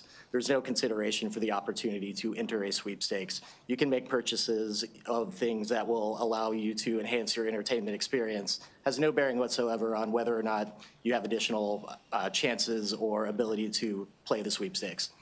Okay, so as your organization's concerned, the lottery folks and others who were up there seem to say, we don't want the bill to apply to Candy Crush or Words with Friends or things in the parameters of what we just discussed. If you're not paying to gamble to win something, then we don't want it to apply. Is your organization's position that you think the bill is written may sweep in some of your games that don't have that model just because of the way it's written, and we could clarify it better? Yes, I absolutely agree with that. So our industry is very much a growth industry. It's always innovating. iGaming is very much a virtual casino. Our types of games are far beyond just casino-style games, although that is a component, of course. But there are also puzzle-type games, the Candy Crush-style games that you mentioned, games with skill elements, Minesweeper-type things. So, it's the parameters are not well-defined by this bill. And so certainly I believe there would be a chilling effect within the industry. Okay, thank you. Thank you, Delegate. We'll go to Delegate Griffith. Thank you, Madam Chair, and thank you for being here. And so if I've ever had any suspicions that social media is spying on me, it is now, because I've probably gotten 20 ads on social media since this conversation started from random online casinos or some of these. And I just want to go through a couple of the ads that I've received just in the last 10 minutes. This one's Jackpot Heist Casino, $128 in free spins, withdraw now. Lavish Luck Casino, $600 voucher, withdraw now. I can't even tell you, Google Win, something like this, 300 free spins, $500, bonus and free spins, cash out now. Nile Riches Slots, official live in the Apple app. Grab your $2,000 in real money bonus right now. No ads, withdraw, cash out anytime. So again, these are all ads that I'm getting right now that are offering cash money that I can win and withdraw and so on and so forth. So I guess, again, I'm trying to understand the difference between this and what iGaming would be. Sure. So especially based upon the advertisements. Yes, sir. So of the names you mentioned, I'm not familiar with any of those. Definitely not members of our association. Our internal code of conduct has strict advertising restrictions on, cannot be targeted towards minors, cannot use the language that you just mentioned, win big, whatever. It's all oriented towards free entertainment, the ability to enter and play for pure enjoyment. So that's part of our internal code of conduct. I think what you're saying, though, really highlights why regulation does make sense, because what you're describing is illegal real money gambling. So not a sweepstakes model. This is potential offshore unregulated operators that are offering real money gambling. But certainly to have parameters around what is and is not permissible within the state would hopefully do something to clear that up and make it less accessible to operators like that are certainly skirting the law. Thank you. Thank you, Madam Chair. Thank you so much. I actually do have a couple of questions. This has been a very informative bill hearing, and our friends are on all different sides of this, so I do want to make sure we dig in a little bit. I want to check in with those in opposition, that it seems a lot of the opposition is because there is a concern that the bill as drafted could draw in additional games maybe in an unintended way. So if the language were to be clarified and narrowed in a way that you felt was sufficient, although the department did testify around the clarity, but if there was language that was offered that narrowed it into who we're really trying to capture, which is actual illegal gambling, how would that change your position on the bill, and is that something that you would come to the table around? Thank you, Madam Chair. We certainly have not had any conversations with the Lottery and Gaming Commission up until now. We certainly welcome that opportunity. We'd like certainly to have a voice in that discussion. To your point about how do we narrow this, I think that does come with some pitfalls as opposed to simply regulating us, building some parameters and guardrails around it, as opposed to a narrow definition that could inadvertently open up other types of games. Every definition, especially in a growth and innovative industry, does have unintended consequences. So I would just urge that you be very deliberate in what you ultimately do to find these games. Anyone else want to respond to that? Okay, so everyone does have a voice in the Ways and Means Committee, so we look forward to working with you on this legislation. I do have a question for you, Mr. Ostro, because I know that you mentioned potentially being banned if this bill were to go into place. And in looking at the bill, it does seem a little clear. I know that a lot of the concern has been around this widely impacting other entities, and it does say casino-style gaming, lottery games, and sports wagering, which does seem a bit clear to me. Can you talk more about, with the language of the bill, the types of offerings that you have that you believe could be potentially banned in our state under the language of the bill? So, Chairman, I believe it would ban all of our business model entirely, and that would include, so members of our association do not offer anything remotely related to sports wagering. That's a regulated industry, all of its own, that's well regulated within the state of Maryland, so we do not partake in that. To the extent that there are casino-style games that are, again, free to play with freemium purchase options, our concern would be that a ban would, it would put our companies in a impossible position to continue to offer the games that they currently do. Well, I hope you don't have any casino-style games that are running in Maryland that we would consider not legal. Correct, Madam Chair. We're under the sweepstakes model. Again, there's no consideration to play these games. Got it, okay. Question for anyone. In terms of other states, do we know that if other states have similar bans, and have any of your companies been impacted by a similar ban? May I? Yes. Yep, thank you. So yes, there are a handful of states that have taken a look at this, California being the most recent one.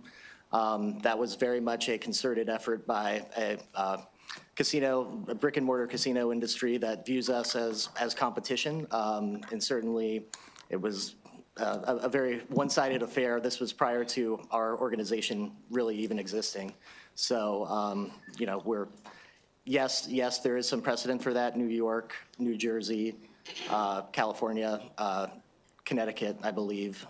So there's a handful of states in which we do not operate, but certainly we don't think that is of benefit to, you know, the consumers that enjoy our games and the purposes of well-regulated and safe offerings.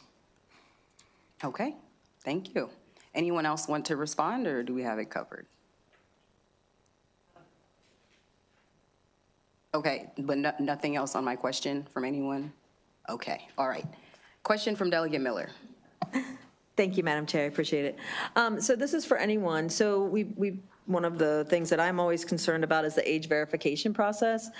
So could any of you speak to what your age verification process is? It's a matter that usually comes up a lot. Hi, Delegate, I can answer that. So we have a very robust age verification. At the beginning, we have on first purchase, our players go through a third-party software that checks against a database for anyone that might be under 21. If that flags, if a player or an account might be flagged, that purchase is blocked, and the player is forced through to a KYC verification process. KYC is also occurred. It's at various points throughout the player journey. What KYC entails is basically a government ID that is issued or is required. We also have a system in place that scans that government ID, and if the date of birth is ever under 21, the account is immediately closed, and that is flagged as well. At any point during this player journey, if the player is ever found, or if the account is ever found to be used by a minor, we immediately close the account. We return any purchases that were made up to that point, and we typically capture this at no more than 2,000, because that is our trigger for KYC, as well as first redemption, and any prizes would be voided. So there's no actual incentive for a minor to participate.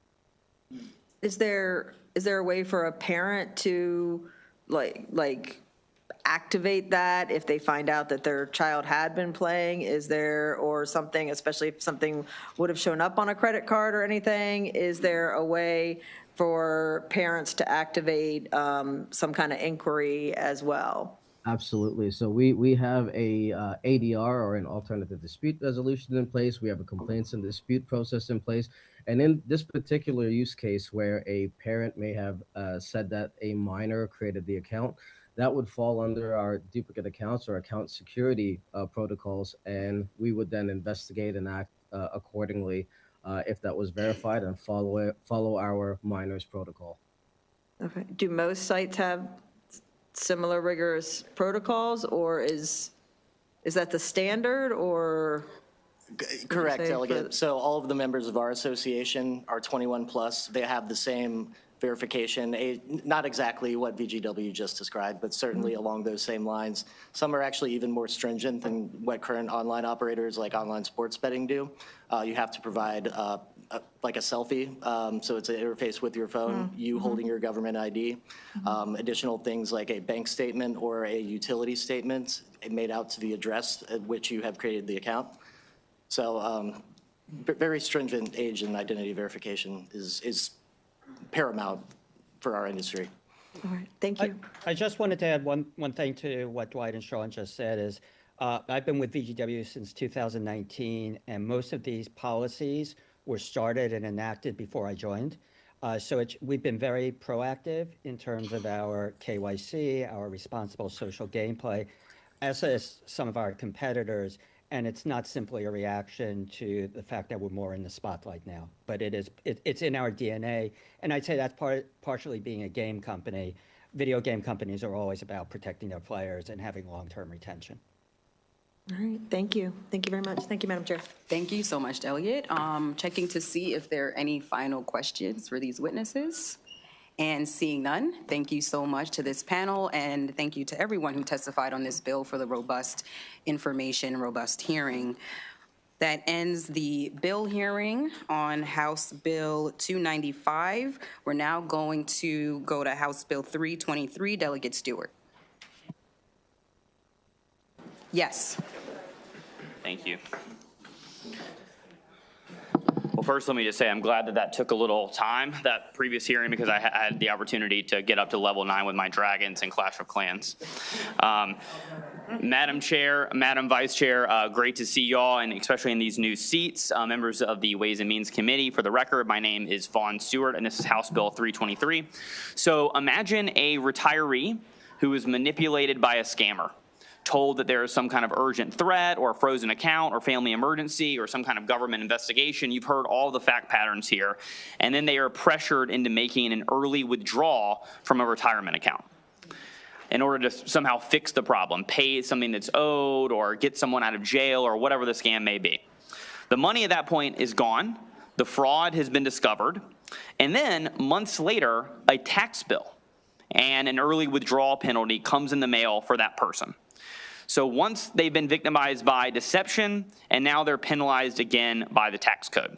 HB 323 is designed to stop that second tax injury. And I know that you guys have heard some bills that are related on this topic, but this is a bill that provides very targeted state income tax relief for Marylanders who incur. That's a good jam.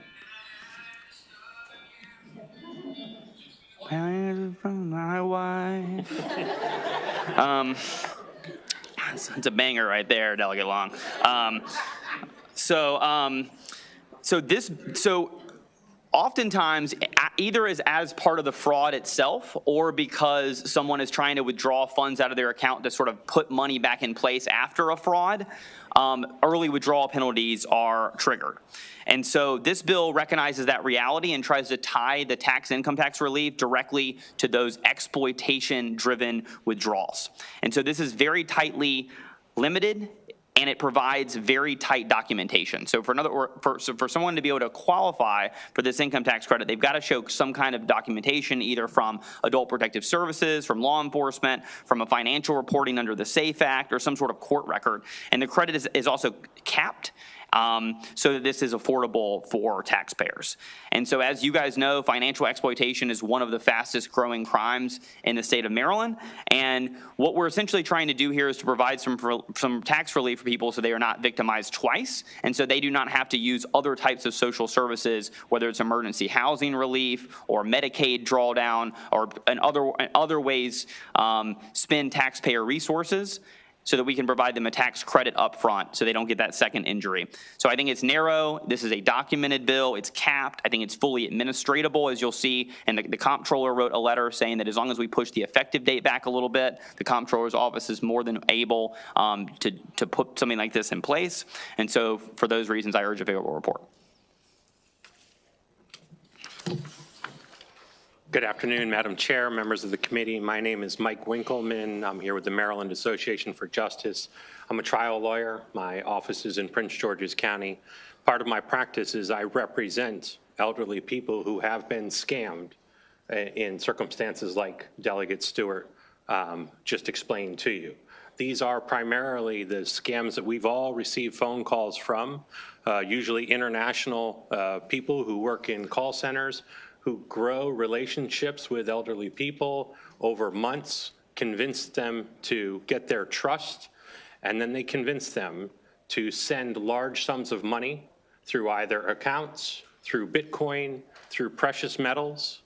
And by the time it's all done, the amounts are generally significant, and most of the funds come out of IRAs or other protected accounts. And as Delegate Stewart explained to you, what this bill seeks to address, and part of the problem is, let's just use real numbers, and let's say that an individual has been scammed out of $1 million. At the end of the year, between state and federal taxes, they will then get a bill for about $400,000+ because it's considered income. They never received this income because the money was stolen from them. So what this bill seeks to do is provide relief to these people who have been scammed out of large sums of money. And Madam Chair, members of the committee, I'm very thankful to have one of my clients here to testify after me, to put a human face on this bill so that you all understand these are not esoteric conversations. They are very, very real conversations. Good afternoon, Madam Chairman and members of the committee. My name is Deanna Fay, and I am here to speak in support of this bill. I'm 81 years old, a widow, and a resident of Frederick, Maryland. I am a victim of financial fraud. Approximately 2 years ago, scam artists contacted me and convinced me my personal information had been compromised.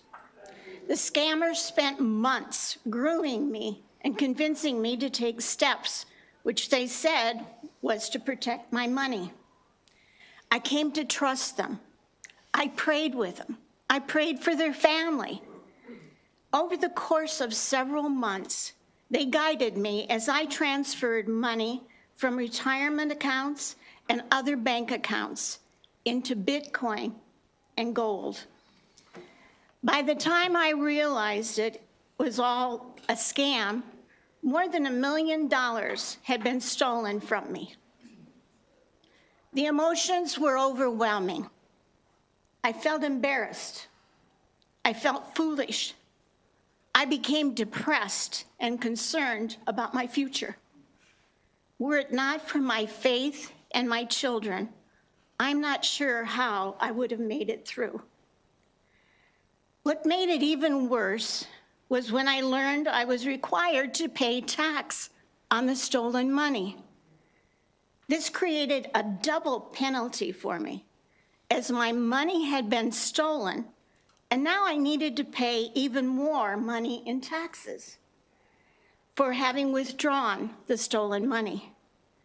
My tax bill was more than $470,000, plus this year's taxes.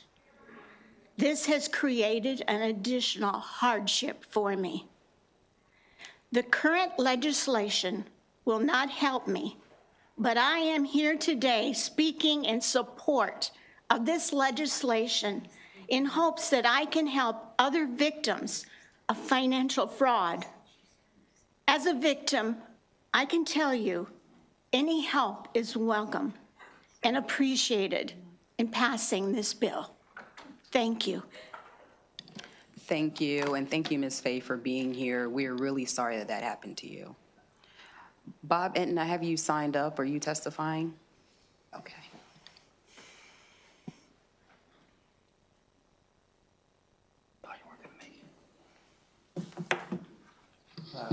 Thank you, Madam Chair. Robert Enton on behalf of the Maryland Bankers Association. You have our written testimony. I just want to say that, I've represented the Maryland bankers for decades. And the increase that we've seen in fraudulent activity regarding our customers, our depositors, is just amazing. I get contacted all the time by legislators that have a constituent or even a family member that have been a victim of some type of financial fraud. We're doing everything we can to make sure that we try to protect our depositors and customers from fraud. But the notion that you could be defrauded and then have to pay taxes just doesn't make any sense to us. And we want to thank the delegate for sponsoring this legislation, and we strongly support it. Thank you. Thank you so much. Any questions for this panel? Okay, seeing none, thank you again for the bill. Thanks, Madam Chair. That ends the bill hearing on House Bill 323. The next bill will be House Bill 63, Delegate Shalega, interscholastic and intramural junior varsity and varsity teams and locker rooms designation based on sex.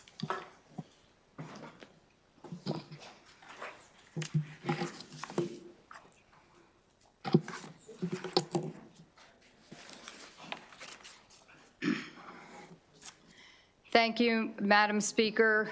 Madam Speaker. Madam Chair, Vice Chair, members of Ways and Means. For the record, my name is Delegate Kathy Shalega, here today presenting House Bill 63, the Fairness in Girls Sports Act. So, you know, the question that our former colleague, Delegate Sue Krebs, always used to ask is, what problem are we trying to solve? And this one's pretty clear and easy. It's a fairness in girls' sports. The bill is simple. It opines on varsity and JV high school girls' sports and girls' locker rooms. The bill says that if you are competing at that level, high school, JV, varsity girls, then your sports will be insured to be biological girls only. And then those locker rooms where girls go to change into their uniform or change out of their uniform and shower after competition, those will also be for girls. The bill sets some clear standards, and it says that the laws don't ban transgender people from sports. They reserve female sports for women and girls, and women's sports, we wouldn't survive if we try to say that biological boys can compete against girls. Men who identify as women are eligible to compete in the men's category, and women who identify as men are eligible to compete in that category. It is a biological reality. You know, we put certain parameters around sports right now, age. Sometimes there'll be a question if a young man looks too old and the soccer team, the high school soccer team, they'll say, well, is Bob really 18? And there'll be a birth certificate to prove that. Weight is another classification that's used quite broadly in wrestling and boxing. And, you know, while I could sit here and say, I wish I was in the 115 weight category, when I got on the scale, it would prove indeed I was not. And so we already use some classifications to decide who can and can't compete on that level. You know, biology starts in the womb. Testosterone washes over male fetuses. The first surge is in the 6 to 8 week gestation period. And then there's another testosterone surge over boy baby brains between 3 and 6 months after birth. So testosterone drives masculinization. This week, actually just in the last couple days, there's been some really breaking news on this front. The American Society for Plastic Surgeons and the American Medical Association, the AMA, both announced that all gender-affirming surgeries will not be supported until adulthood. So I think we're seeing a change in the medical community on this as well. I'd also like to point out that this all started, of course, Leah Thomas and Riley Gaines kind of kicked this whole subject off when they were swimmers, collegiate swimmers. And Leah Thomas is a biological man who identifies as a woman. And he was a competitive swimmer in on the men's team, and then he identified it as a woman, joined the women's team, and he won the gold medal. He set the record. As a man, he was ranked 554th in the 200 yard freestyle. In the women's, he was 5th. In the 500-yard freestyle, he was 65th, and that is the event that he won and beat Riley Gaines. In the 1650 freestyle, he was ranked 32nd in the men's category, and he came in 8th in the women's. So we're also seeing some changes at the Olympic, which, you know, we're getting ready to kick off the Olympics here. It's going to be exciting. But the Olympic committees have weighed in on this as well. And many of those categories within the Olympics are requiring that female sports be for biological females. The United Nations report just recently came out to track all of these. Over 600 female athletes in more than 400 competitions have lost more than 890 medals, where a biological man was competing against a biological female, and those records were lost, those medals were lost. There's some other aspects to this that are really important. And young girls, high school girls especially, you know, we all know competitive athletes, and they give up a lot to really master their craft. And within that, they learn leadership skills.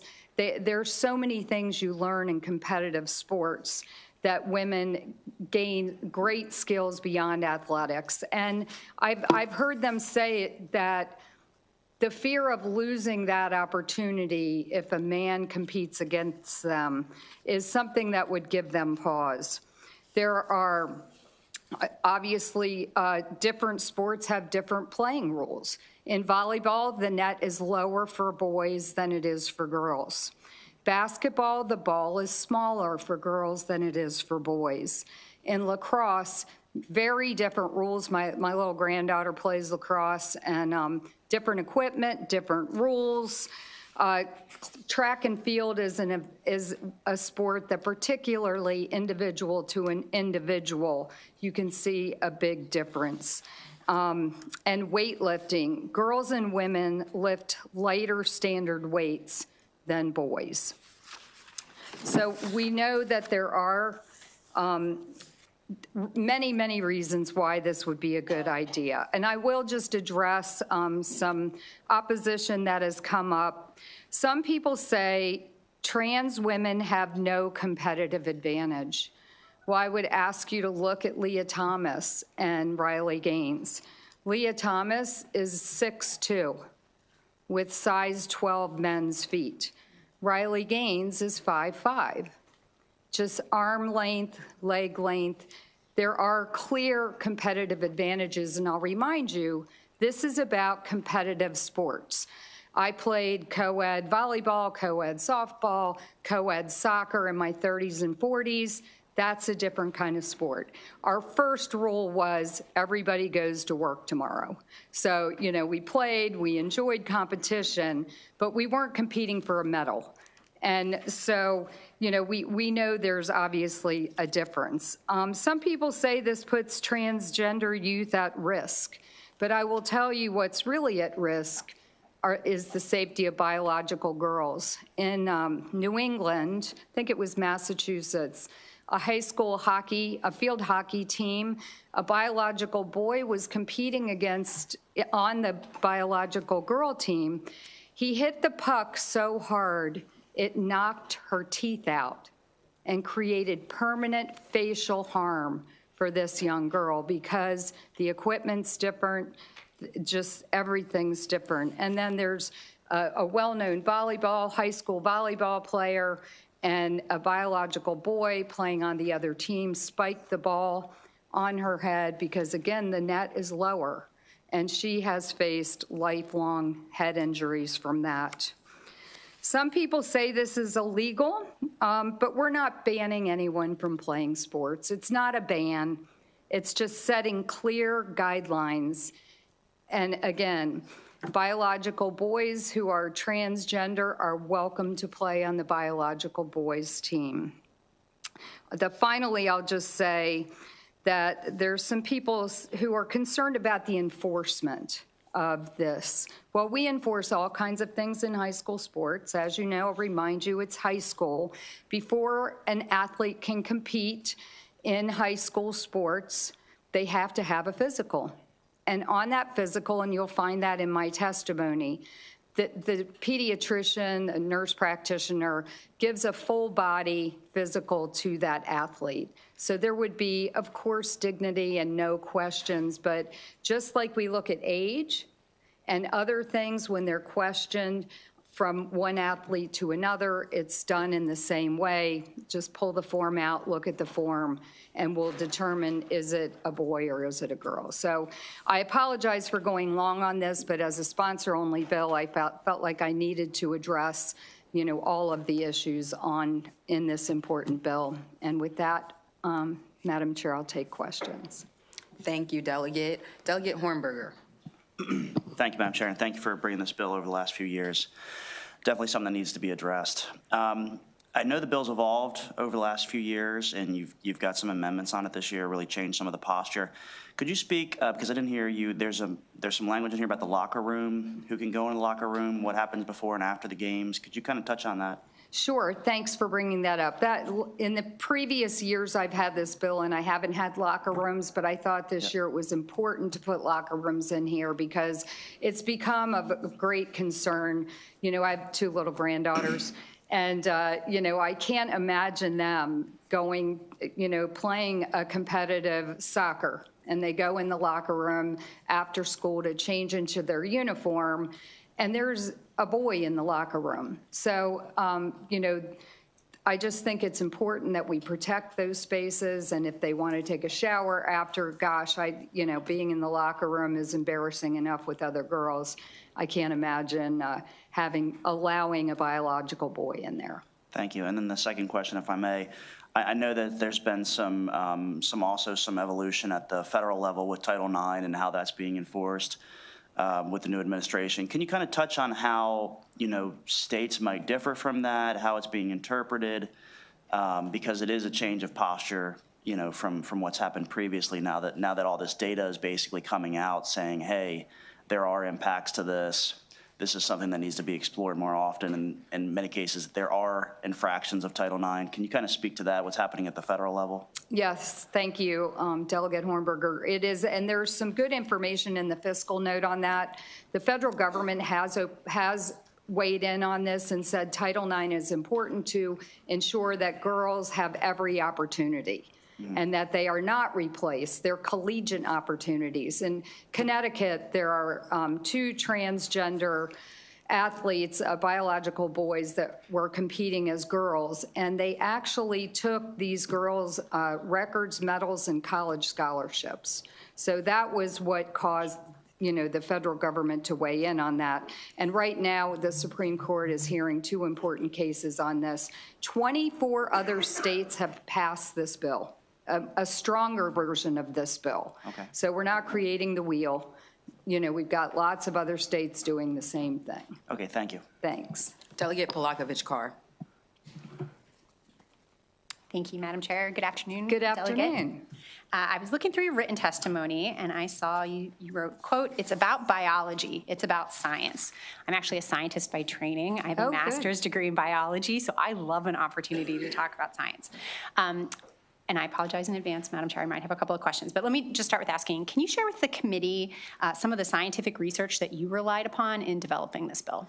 So I've done a lot of research. I'm not a biologist. I have a degree in elementary ed, so I can talk a lot about, you know, children and educating them. But, you know, it's chromosomes. It's XX, XY. We could do a mouth swab of anyone in this room, and you would know whether they were a boy or a girl. Okay, so let me ask a follow-up question specific to the bill. Are you aware of any research that's been performed by scientists and published in an academic journal that backs up the claims that you're making about differences between cisgender and transgender women in terms of their athletic abilities? I'm sorry, what's a cisgender? That's not a term I use. Tell me what that is. Well, I'm not going to use the term that you use because I find it very offensive. What do I use?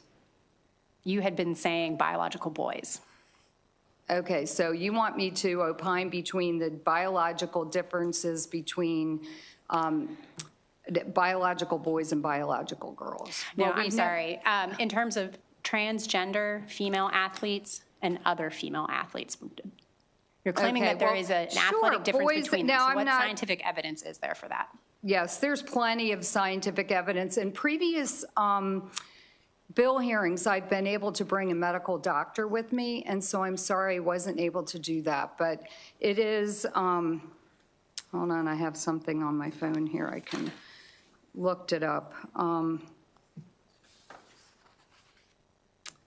By mid-puberty, male players develop advantages tied to speed, acceleration, and power output, key factors in sports. So there is data, there's plenty of research, and certainly all you have to do is look at records. I mean, I'll just point out to you that the women's Olympic soccer team has played a boys,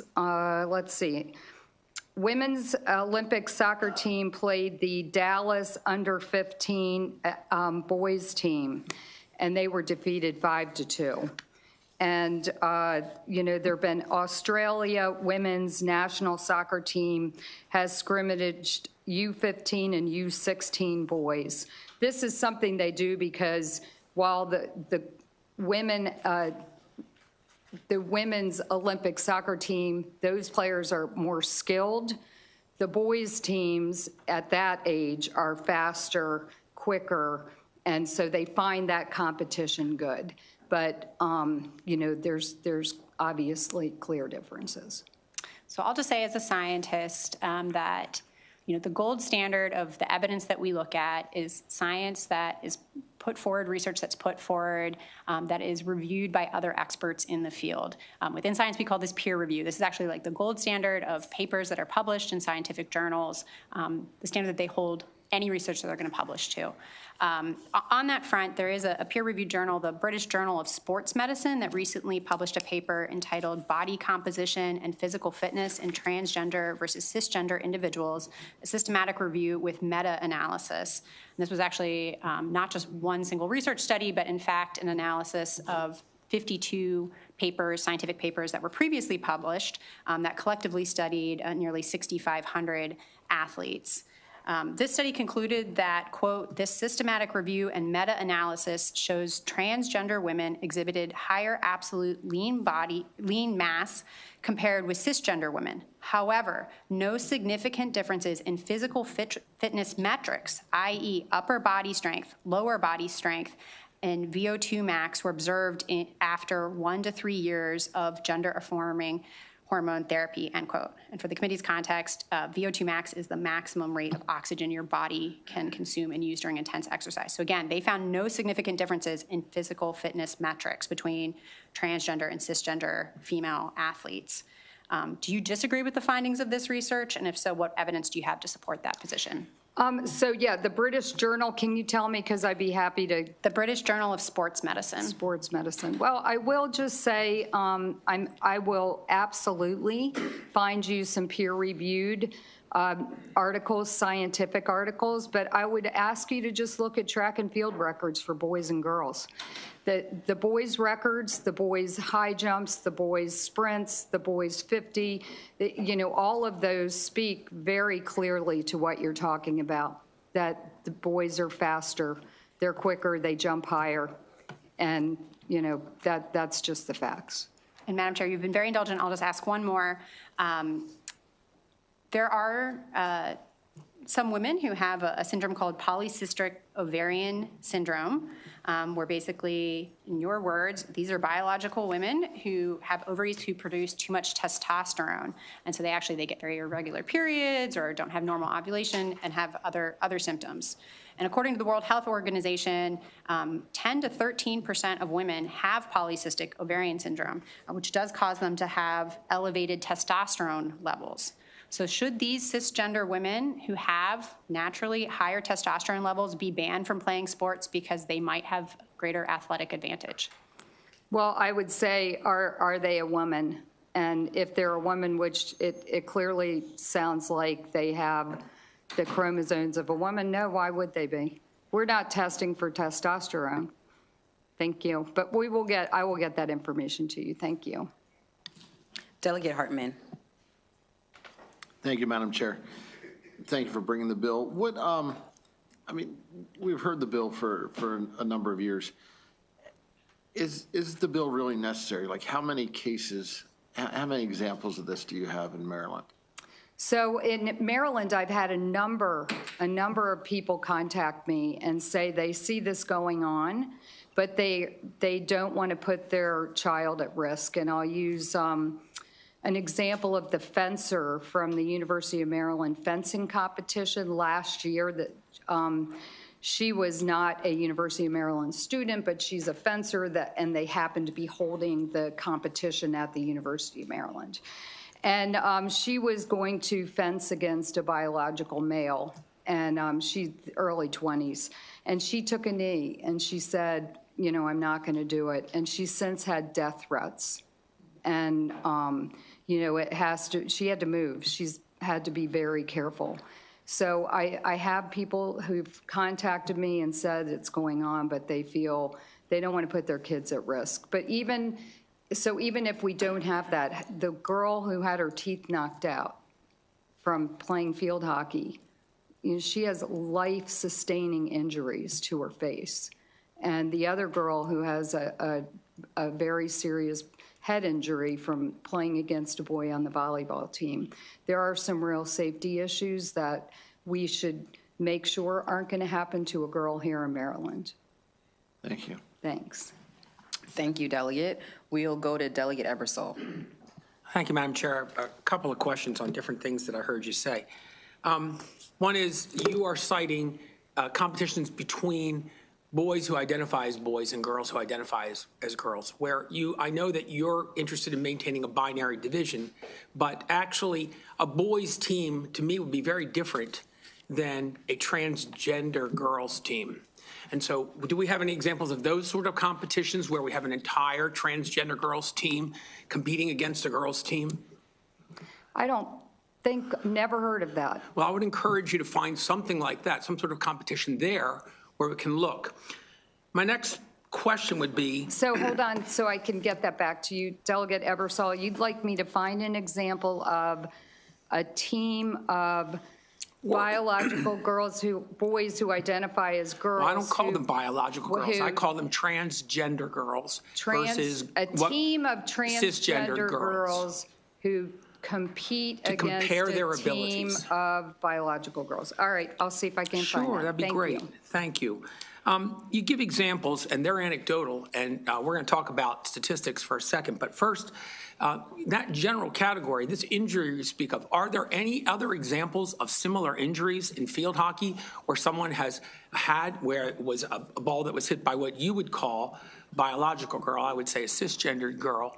In other words, is this injury the only injury that's ever occurred, and now we can say, you see what happens? Or do these injuries occur in field hockey?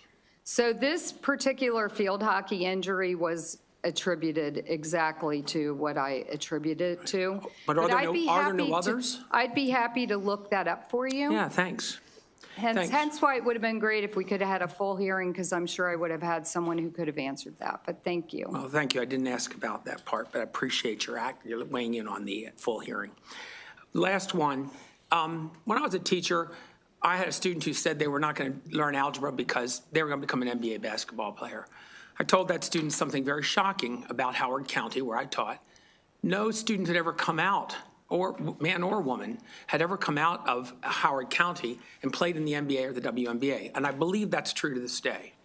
So we would say, well, you know, they're pretty average, or maybe below average, those students who play basketball in Howard County.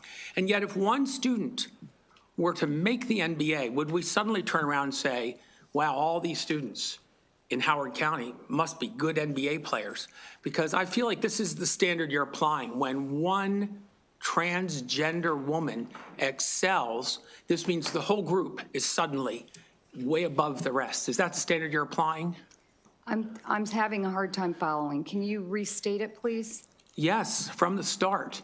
If one basketball player from Howard County, as an example, I'm drawing a parallel here, had suddenly qualified for the NBA next year, we wouldn't turn around and say, Well, that proves that all players playing basketball in Howard County are above that, have a decided advantage for getting into the NBA.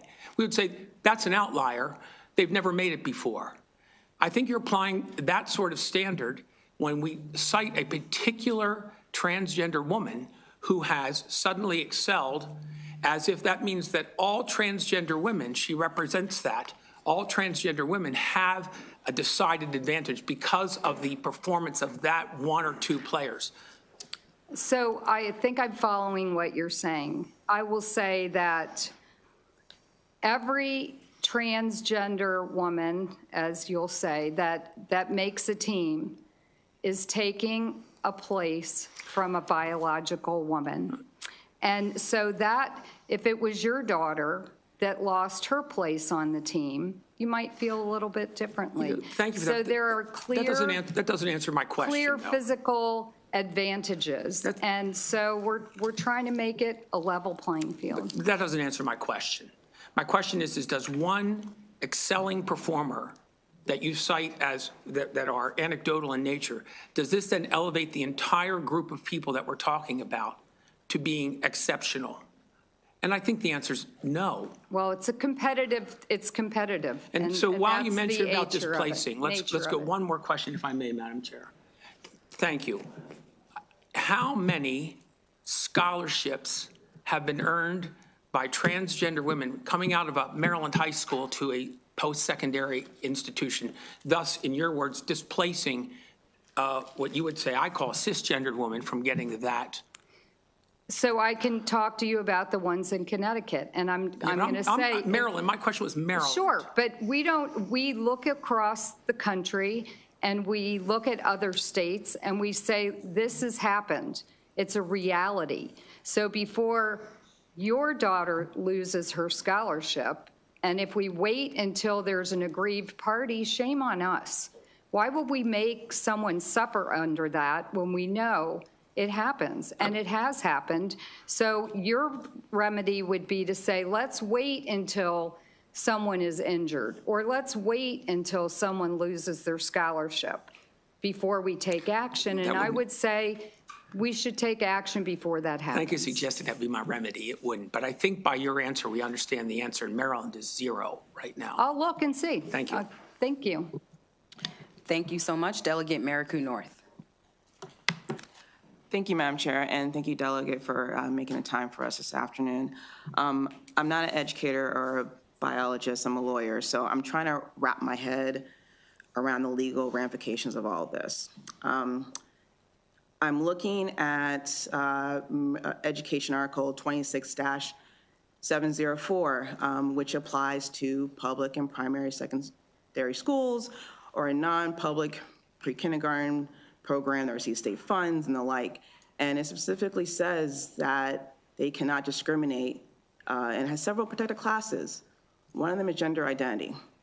So explain to me how this bill could possibly stand up to court scrutiny when we have this law in the books. And did you consult with the AG's office on this? So the AG is actively involved in suing the federal government on this. And so, no, I think they submitted testimony against the bill. Okay. So that issue that you're speaking about right now is before the Supreme Court. Okay. And this bill that you have before you has passed in 27 other states. So it has clearly legal standing, and it had been upheld because it has passed scrutiny in those other states. And those issues that you're talking about are the same in some of those other states. But the Supreme Court is looking at that right now, and I think we'll have a verdict from them by June. Okay, so maybe I misunderstood the word court scrutiny. I'm talking about our Maryland Supreme Court, because I'm not familiar with any cases that they've been dealing with regarding gender identity. But if you have some, I'm happy to hear from you on that. And there's great stuff in the fiscal note. So as Well, an that's a attorney, fiscal note, that's not a legal note, right? As an So- attorney, I think you would find Right, and I didn't find some it of in your there. That's why I'm answers asking you. in there. I didn't find it in there because I read it before I asked my question. Okay. So, yeah. Thank So the you. Supreme Court, I want to make sure I understand. Supreme Court, you mentioned this. There's a case called Bostick versus Clayton County, which basically describes discrimination on the basis of sexual orientation, gender identity to be sex discrimination. So you talked a little bit about what the Supreme Court is doing, but how will this bill not create a equal protection issue for especially prohibiting transgender girls in sports and locker rooms? I think that's a great question. And within sports, it's the same way that we define age by age. It's the same principle. Men who identify as women remain eligible for the male category. Women who identify as men compete as women. So we're not denying them an opportunity to compete. We're just making clear which category they can compete in. But it sounds like this bill specifically and is only targeting trans women. No, the men's anyone can compete in the men's. We're specifically looking here. Okay.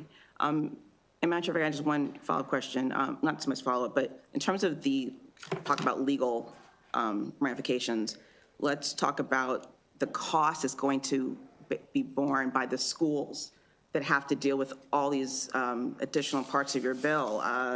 Students can sue the schools over these violations. That could lead to increased litigation costs for these schools that, as we all know in this body, they already are struggling with their budgets. So do you have a proposed funding source, like a tax increase, to help with all this litigation that you are asking the schools to potentially deal with? And not just with the students being able to sue the schools, you also noted that there can be no complaints or investigations against the school for following this rule, which also leads to more costs on localities because under 42 USC section 1983, we have a right to sue. And then you have another section where a school can bring suit against a government entity. That's all money. So in a time that we're dealing with fiscal problems in this state, where's the money going to come from to address what you're trying to achieve in this bill? I think that this is an important issue that whistleblowers and people who've had their rights discriminated against should be able to have a remedy. And if the schools follow the law, we won't have any suits. Just make sure that they do have a remedy should they need it. Okay, so to be clear, you don't have a fiscal solution to this? No. Okay. Thank you so much. Thank you. Thank you, Delegate. Delegate Vogel. Thank you, Madam Chair. Hi, Delegate. Hey. So, I know you, and I want to believe that you care about the privacy and fairness for every student in the state of Maryland. I Is that certainly correct? do. Yes. Fantastic. So, as you well know, you've been a legislator for some time now. The bills that we pass, the work that we do here, it doesn't end here, right? These bills have to be implemented, they have to be enforced on the ground, and how that happens is very important, right? So I just want to paint a scenario for you. We're in the middle of a very contested high school soccer game, and a coach from one team disputes the gender of an athlete on the other team, or a parent disputes the gender, or a player disputes the gender, and all of a sudden you have a student, maybe they don't present as the way that you would expect a woman to present, right? But all of a sudden that student is the subject of everyone at that game being focused on that student. What is their gender, right? And how is that tested? How would you envision in a situation like that, in a dispute like that, how is the gender of that student determined to address that dispute?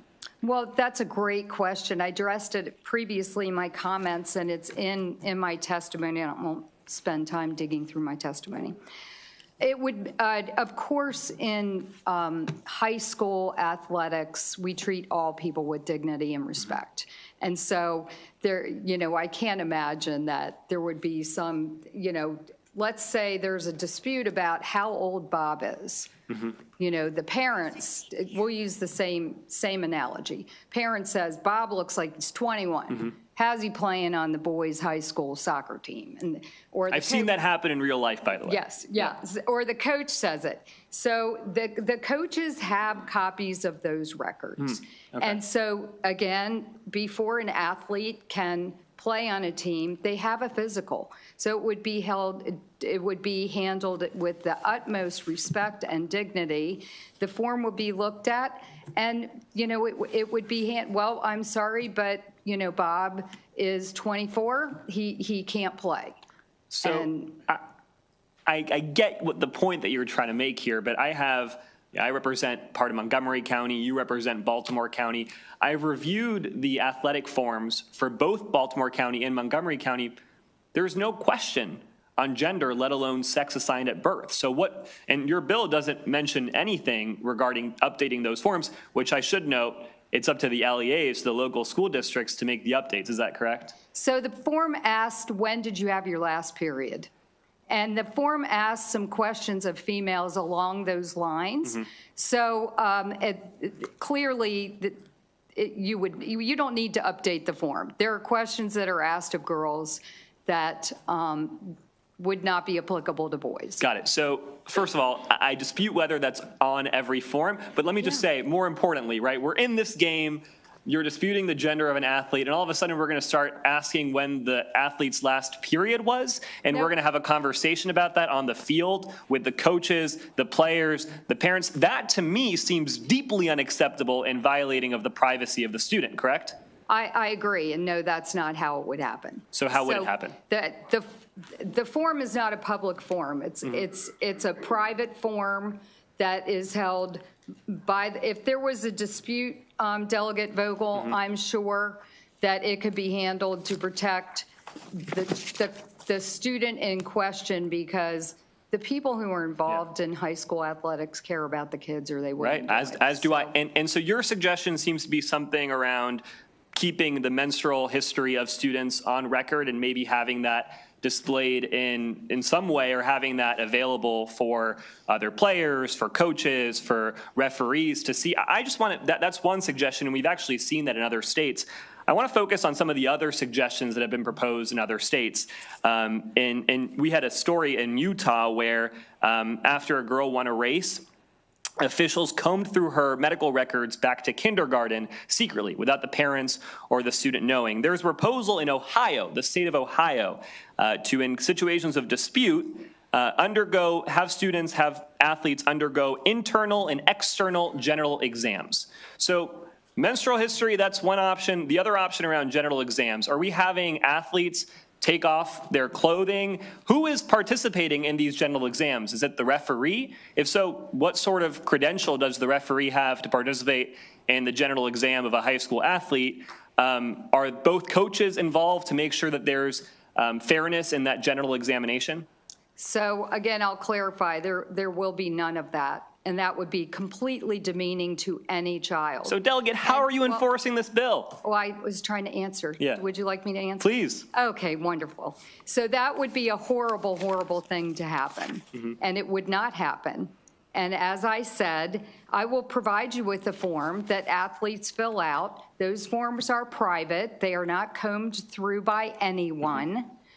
And it would be just like other things that are a coach-to-coach discussion. It doesn't involve parents. It doesn't involve referees. The qualifications of students and their private information is kept private. Right. So for the fairness of my colleagues, I'm going to do my best to wrap up here. I will just say, Delegate, there is no enforcement mechanism in this bill.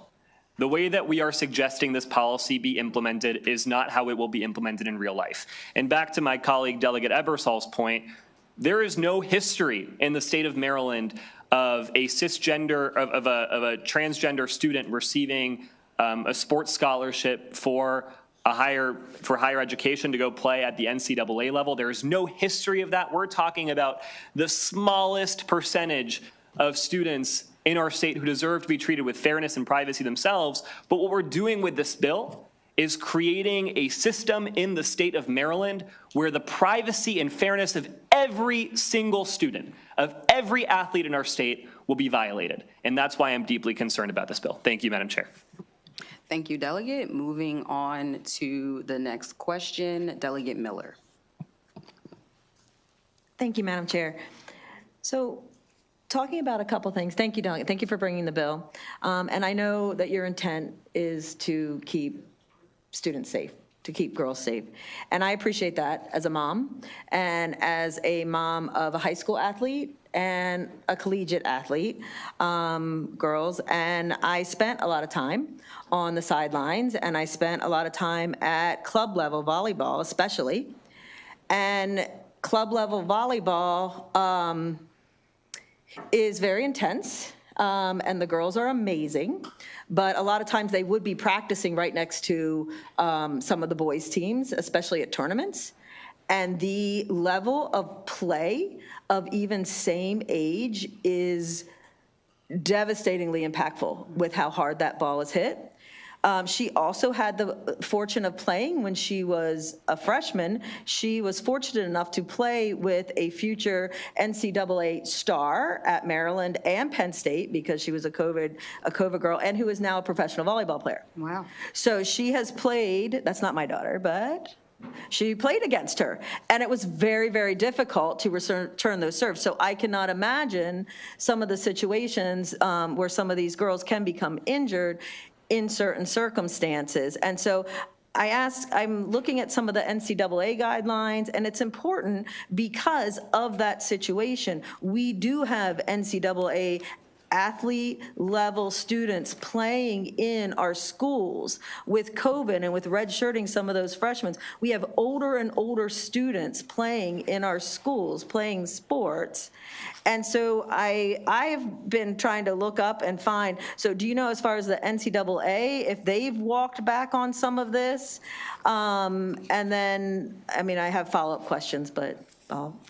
Yes, so those are great points and questions, and the volleyball net, as I mentioned before, is lower for women than men. So, you know, it is biological difference. You know, Leah Thomas, the swimmer, was 6'1" or 6'2". So imagine if Leah Thomas had decided that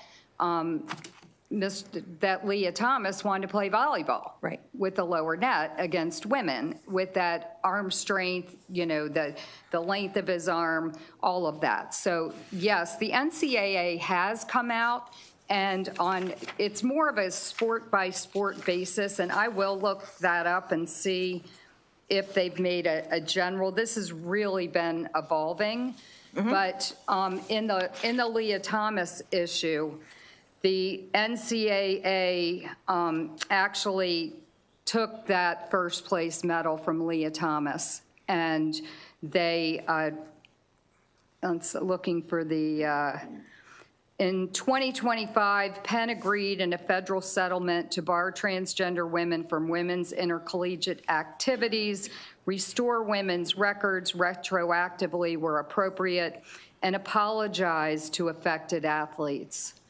Part of broader federal push under Title IX enforcement. So we are seeing NCAA turn the corner on this, because as these collegiate athletes, again, this is competitive sports. You know, co-ed, everybody should play sports.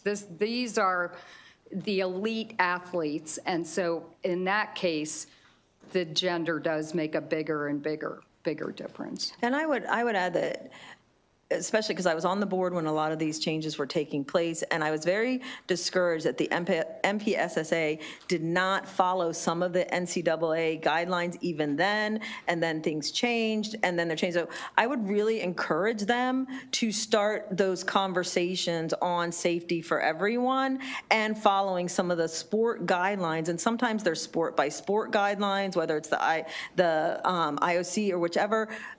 We need to be looking at some of those independent bodies that are making some of the changes. And then to the other delegates, I forget who said it. I think it was Delegate Polakovich-Carr or Miracle North. But when we're talking federal guidelines, and the federal guidelines are in flux, and there are federal court cases, Supreme Court cases that are going on. If those federal guidelines change, aren't we as state legislatures, do we have to follow the federal guidelines?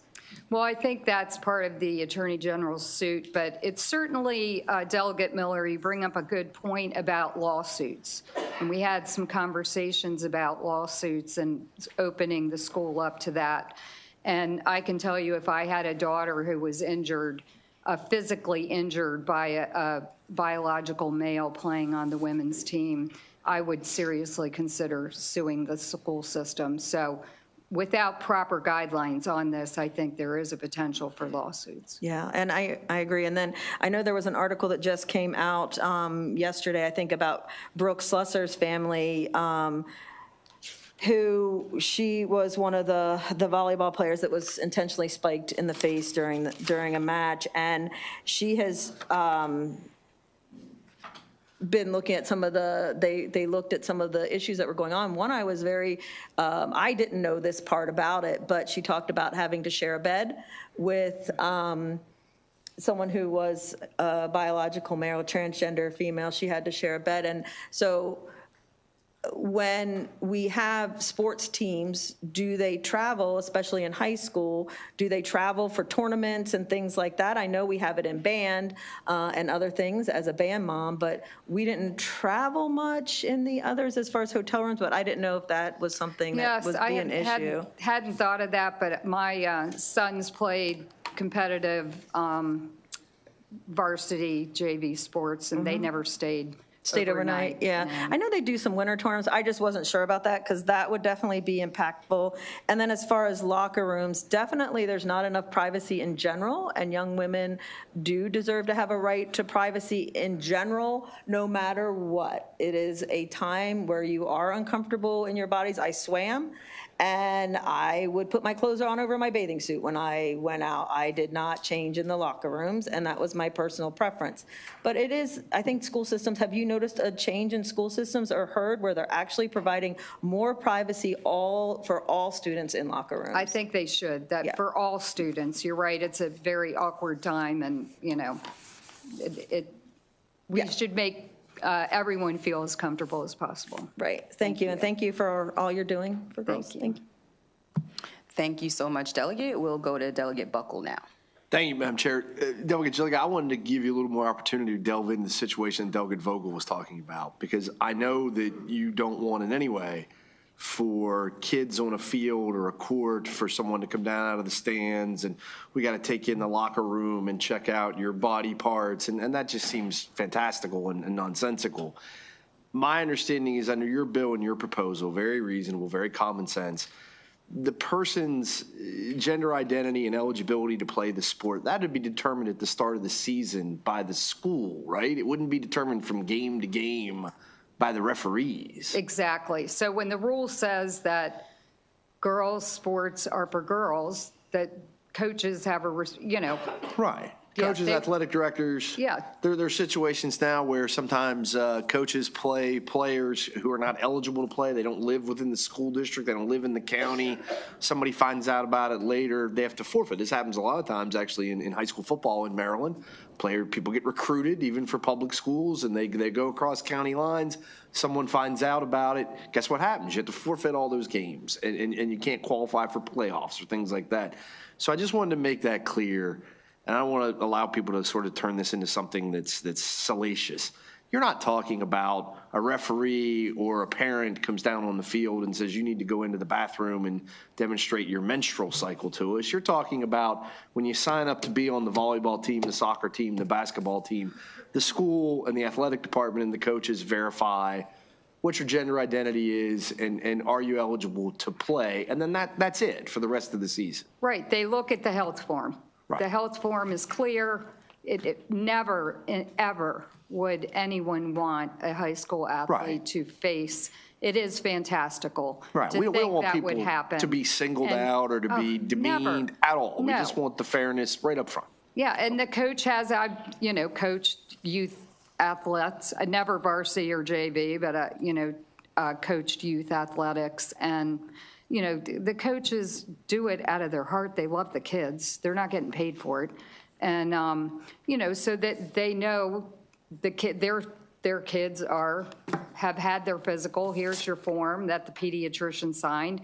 They don't post it in the locker room for everybody to see. It's in a binder, and it's protects through HIPAA. I mean, it's HIPAA protected information. So no one would ever do that to a child. Thank you for clarifying that. Thank you. I appreciate it.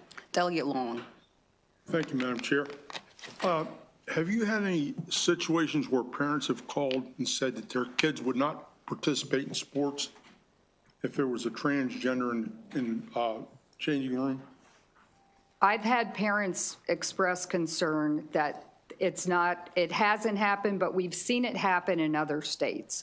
So in some ways, this is proactive. Certainly, Leah Thomas, again, I'll go back to that, Riley Gaines, Leah Thomas, it's been very public, and she actually would have testified virtually for our hearing if it had been open to other testifiers. And she's very aware of this bill and is supporting it. But yeah, it's a problem, and she talked about, in a swim team, having a biological male in the locker room while they're changing their clothes. I've actually had that happen. Parents called me, were concerned about transgender being in the room with women changing. And it was not a very nice conversation, I'll just say that. Yeah. And we're going to have to do something to fix this. All right, thank you. Thank you. Thank you so much. And Delegate, I didn't plan to ask any questions, but there was something that came up that gave me a little bit of concern, particularly the conversation around the health forms. Yes. And I'll find it in here. What was that? I said it's usually in my testimony. Keep talking. I'm listening and looking for the form. So with the health forms, you mentioned that they ask about the last date of a menstrual cycle, and that could be used to track gender identity. I'm sure you're aware that when it comes to menstrual cycles, there are a number of different reasons why someone who menstruates has not had a period for a long time, or it's extremely irregular, and maybe the men can learn something who are in the room. We even talked about PCOS, which is a specific syndrome that often affects Black women, actually.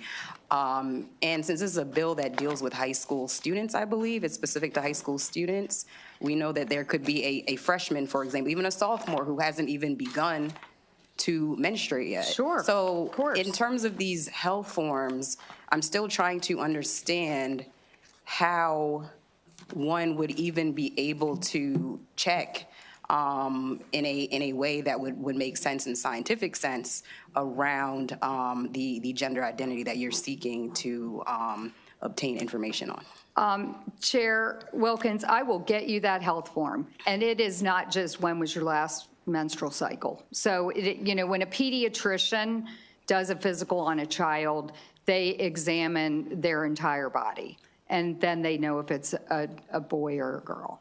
So that form, again, HIPAA protected, very private, not, private information. But when I get you that form, I think it'll become clear, because you're right. This is JV varsity girls sports, and you're right, there could be some girls that haven't started their period yet. And so if that form was available and a student is walking into a locker room and there's a question, are we expecting that all of those forms are on hand, and that in terms of privacy and student privacy, the custody of those forms and having to brandish that in order to enter the locker room? I'm really trying to understand how this would be implemented. Well, how would they access the forms to check before a student walks into the locker room if there's a question about their gender? So if someone questions another person's gender as they're walking into the locker room, is that what you're asking me? Yes. Okay. We're depending on a health form that you mentioned. The player could, this is hypothetical, the player could go to the coach and say, is this player a biological girl coming into the girls' locker room? And, that the coach would say, let's, I'll look at the private health form, and then we'll know. There's no reprimanding or, I'm a little bit offended at the kind of malintention of people that would treat other people poorly. I would say I'll give people the benefit of the doubt that people who work with children care about children, and they wouldn't do anything like that. The bill certainly would never call for anything like that. I don't think my question is necessarily assuming malintention, but your bill specifically talks about locker rooms. And yes, it does. Right. So, and we're trying to understand how this would be enforced. So if a student is walking into a locker room and there is a question about their gender, what I am trying to ascertain is how one would be able to determine the gender in order for your bill to apply. And it sounds like coaches would have access to private health information then via these forms, and they would have to carry around these forms. So I just want to make sure that we understand the implementation of the bill, but perhaps we can discuss it a little bit more offline. Yeah, sure. But to confirm, tracking, the government tracking, or us carrying around menstrual cycle information and things like that, that is not how we are going to be tracking under your bill, correct? Correct. Actually, Okay. those forms exist today, and coaches have them today. So we're not creating a new form. You know, we're not doing anything everything we're doing is to preserve the dignity of all students. And so currently there is a form. I'm going to get it to you. I'm sorry it wasn't in your packet, but I do have the form. And it's very clear when a pediatrician does a physical on a child, it's clear whether that child is a boy or a girl. Thank you, Delegate. Thanks. We're going to move on to the last question from my Vice Chair. Thank you, Madam Chair. Delegate, you spoke earlier, I think it was relatively early in your testimony, about the benefits of participating in sports. And Yes. I strongly agree, right? Invaluable lifelong lessons about hard work and discipline and leadership and the power of being part of a team. Those are really important benefits from the scholastic sports experience. And the diversity of athletes on a team enriches that experience. I think you would agree that team members learn from each other, they inspire each other, they support each other and help them to be their best, right? And that's part of the team experience. And I believe strongly that all girls should have these opportunities, right? Should have the benefit of that experience. All girls. So that means transgender girls and cisgender girls. And the title of your bill talks about fairness in girls' sports. And I would think that if we're looking for fairness in girls' sports, we should look for fairness for all girls. But it seems to me that your bill is discriminating against transgender girls. And so I just want to ask you, can you explain how your bill would protect fairness for transgender girls? Absolutely. I'm happy to add truth and clarity to this matter. These laws don't ban transgender people from any sports. They reserve female sports for women and girls. Women's sports cannot survive when we pretend that sex is irrelevant. And there are absolutely team opportunities in co-ed situations for all people to thrive. And in a biological girls competition, it is important that biological girls do not lose their opportunities because biological males have physical advantages over them. Well, we've heard some of my colleagues have already raised issues about the fact that scientific evidence does not support that claim. But the Maryland Commission on Civil Rights, which is the state agency responsible for enforcing our laws prohibiting discrimination, did submit testimony and has said that this bill will authorize discrimination based on gender identity because we are not allowing all girls to participate. This would discriminate on gender identity. And I'm very concerned about that, and I don't think your answer to the question really addresses that discrimination point. I think we need to recognize that that is what this bill would do, and I'm very concerned about that. Yeah, I would respectfully disagree with you. And I would tell you that protecting every biological female's right to compete is worth fighting for, and that's why I'm here. And I would not discriminate against anyone, and by keeping these sports available for girls, we're sure that our daughters and granddaughters have every opportunity that they should be afforded. Well, Delegate, thank you for entertaining all of our questions. Thank you. And thank you, colleagues, for the great discussion on this bill. That ends the hearing on House Bill 63. Our next bill will be House Bill 140, Delegate Woods.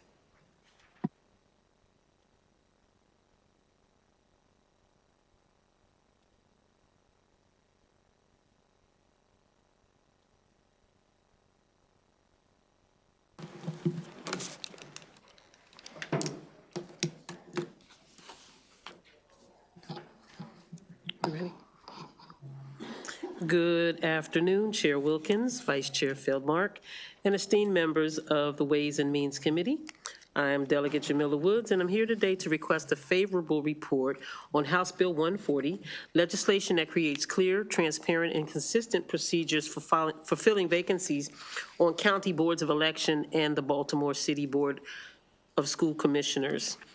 Marylanders expect stability and accountability in the leadership of their public school systems. When a school board seat becomes vacant, families, educators, and students deserve a process that's predictable, timely, and open to the public. Yet vacancy procedures differ widely across jurisdictions, and in some cases, the public has limited visibility into how a replacement is selected or how long a seat may remain vacant. House Bill 140 establishes a statewide framework that strengthens democratic legitimacy for elected school board seats while ensuring continuity of governance.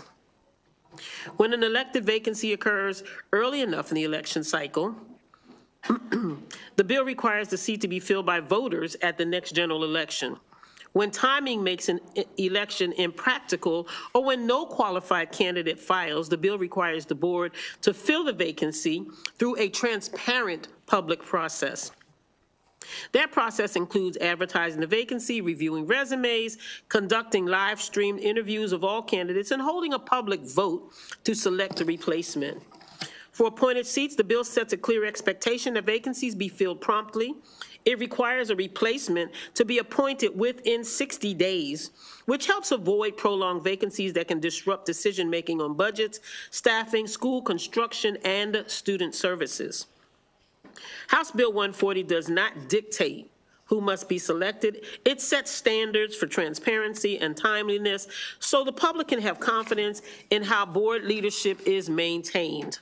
It also ensures consistency across counties while respecting the different structures that local boards use to appoint members. Ultimately, this bill is about trust. When leadership transitions happen behind closed doors or without clear timeliness, it erodes public confidence in school governance. House Bill 140 strengthens public engagement and ensures that when vacancies occur, the process for filling them is fair, visible, and accountable.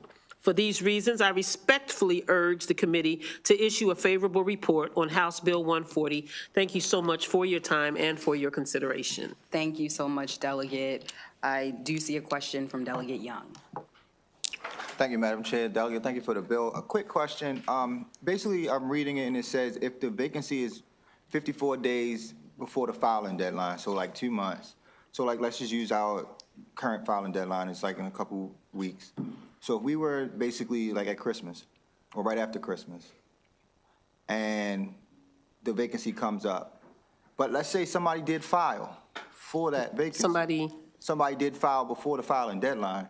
Under the bill, it still looks like, at least the way I'm reading it and I'm asking for clarity, it still looks like the board would fill that vacancy, even though somebody might have filed. So like my question is really like, if at the end of the day somebody files, even if it happens 2 weeks before the filing deadline, and then somebody files, why wouldn't those individuals just be able to win the election?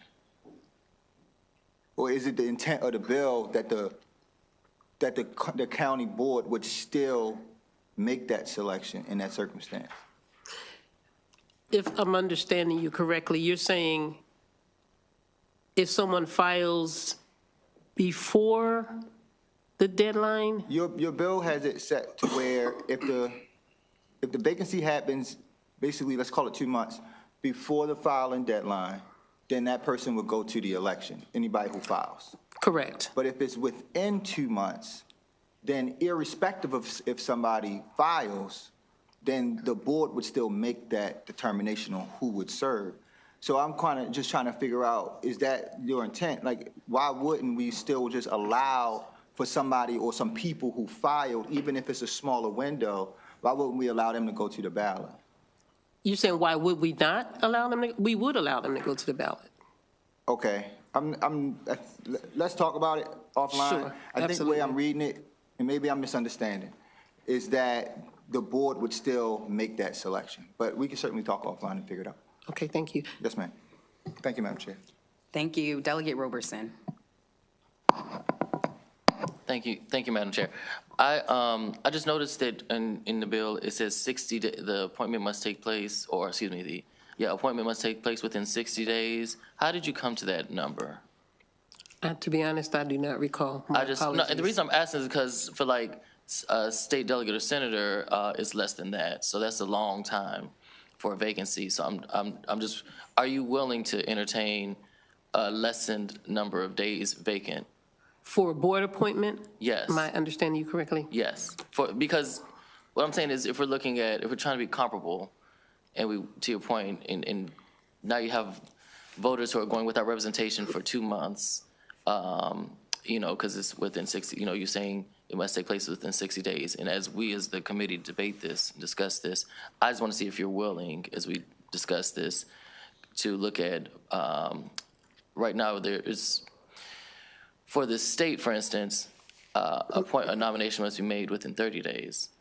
And so I'm asking, are you willing to look at that and make it comparable versus the 60 days? And I might have to research to see, and I'm sure some of these officials who are behind me who have questions are going to come behind me with some better clarity, but I just want to see if you're willing to look at that as well. So what the focus would be is to make sure that we fill the vacancy in the event that some of the major needs, budgetary concerns, things that have to take place in a more in a more immediate time frame. Right. That we have a qualified person in the position, but there also must be that public transparency. Got you.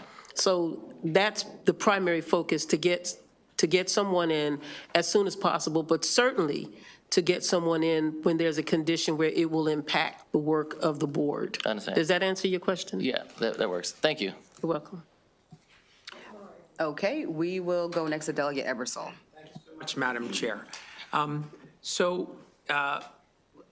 There's a county that I may or may not live in called Baltimore County that has a hybrid group where we appoint some of the members to the board and others are elected. Right now, the policy is that if someone goes off the board, whether they were elected or appointed, the appointment board, which is robust, it's going to be 21 members, it's 19 right now, goes ahead and goes through the appointment process for that elected member as well, or if it was an appointed member. Are you saying if we pass this bill, that would supersede all of that and Baltimore County would change its policy on that? So in Baltimore County, how do you address it if this is occurring very close to an election period? They still make every effort to appoint somebody before the election. Sometimes they're capable of doing it. There's a process, several public meetings they have to go through. So sometimes they realize they can't, and that is a problem. But it's usually pretty close to the election. But they endeavor to appoint somebody until the next election. So my question is simply, this is a system that's been running in Baltimore County. So this bill would then supersede that, and that appointment board would no longer be allowed to make an appointment of an elected member to replace an elected member who had gone off? So the goal is that if it is the election is coming up soon, that the election would be open to the public and not be an appointment. Okay, so they wouldn't be allowed to appoint someone? Not if there is an election coming up in the very near future. So I suppose it would take And the other focus of this bill is that we kind of have a consistent effort to do this across the state. Yeah. And I do understand that different jurisdictions have different ways of doing things, and that is possibly part of the challenge. Yeah, I agree, and I think it's not a bad idea to try to establish some consistency. My question was simply, because I look at boards, and there are myriad ways that they are elected and replaced, so I'm not really against the idea. But my general question was, I guess this would take precedence over any procedure that Baltimore County has in place for replacing elected members by appointment. And I think the answer is yes. Well, what you do understand that we are not saying that appointments can no longer take place. You do understand that? Well, I'm not, okay. We're not saying that appointments have to be alleviated altogether. And I was saying appointments to replace a departing elected member. I'm sorry? I was saying appointments to replace a vacant elected position. Correct. And what I'm saying to you is that we are not saying that appointments are alleviated altogether. We're just talking about the time frame and the transparency. Okay, maybe I don't understand. I'll talk to you offline. Thank you. Thank you. Thank you, Delegate. We'll go next to Delegate Miller. Thank you, Madam Chair, and thank you, Delegate, for bringing the bill. So I do just have a kind of a timing question. So let's say the filing deadline was March 1st, and a board member resigns in December, and so that means they would qualify for the special election. Mm-hmm. Does that mean that Board of Ed would be down a member until the next November? No, you mean the next November of the following year? Well, yeah, because that's when the from general March to election November. would be, right? No, that's when the board does have the capacity to appoint someone to the position. And again, that is why we want to make sure that there are no major things that take place in that board in that time frame. So no, if you're talking about from March to November, absolutely the board would have the ability to appoint a member. Well, if a vacancy occurs 55 days or more before the candidate filing deadline for the primary election that is held in the second year of the vacating member's term, the successor shall be elected in the next general election. That's my concern about the timing of it. 55 days. Yeah, but it's, okay, so so if it's a March 1st filing deadline and they are at the 55 days before and something happens and they resign, then that would make them part of the special election, which then would not be filled till the next general election or the next election in November. But a special election can take place. Right, but it says that the successor shall be elected at the next general election. That's where, so we can look at this together and make sure I'm understanding. That's my concern with it. And then my other concern is mandating it back to boards of ed to decide when they're down a member. Most boards of ed are specifically designed to have an odd number. And so my only other concern would be a tie, and what would you do with a tie and who would break a tie? Because we can get pretty partisan on a nonpartisan school board. And so that would be my other concern, but we can talk about it later and we can kind of work through those dates. I appreciate you bringing the bill. Thank you. Thank you. Thank you, Delegate. We'll now go to Delegate Polakovich-Carr. Thank you, Madam Chair, and thank you, Delegate, for bringing the bill. I actually am a fan in general of this idea. I sponsored a local bill in Montgomery County a couple of years ago that didn't move, but that was trying to make some reforms and actually drive so we don't have 100% appointments all the time.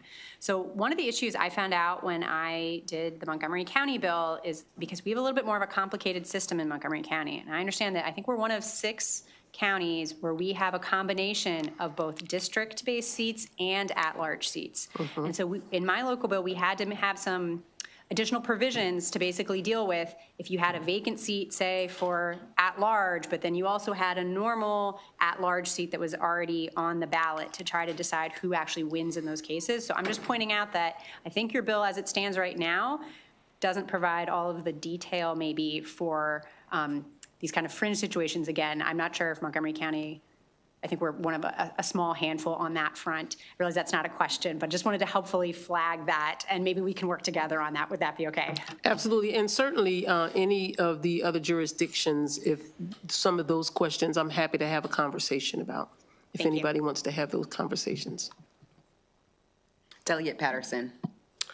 Thank you very much, Madam Chair, and thank you very much, Delegate Woods, for bringing this legislation before us.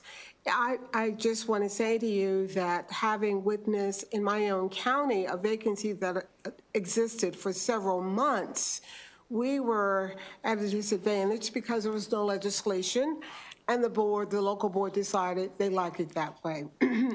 And certainly uniformity is needed. And so when you hear comments such as what's written in some of the letters, dismantling of local authority, how do you address that? Because I certainly see it as a way of bringing uniformity and some stability to how board members are replaced.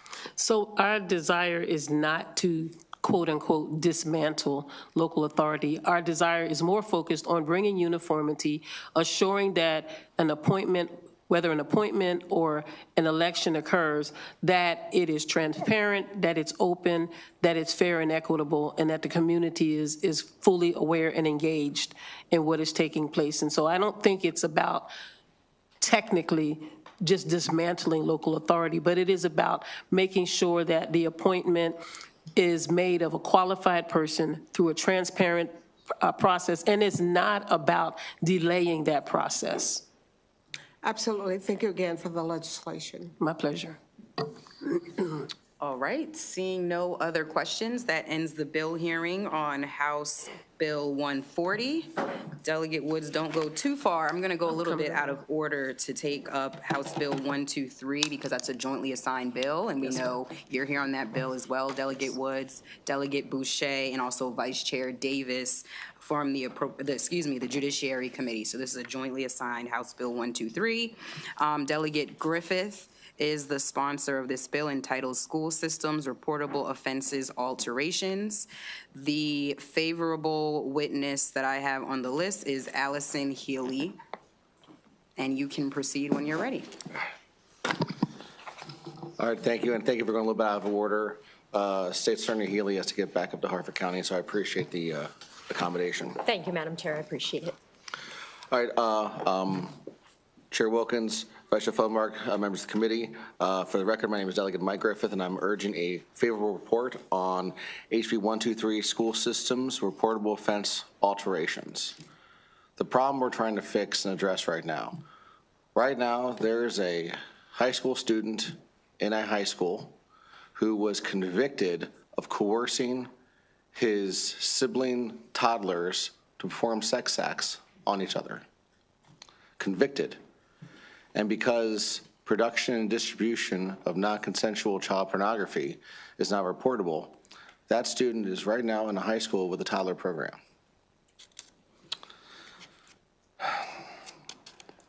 Right now, there's a student in Maryland High School who called in to a high school and threatened to shoot up students in that high school.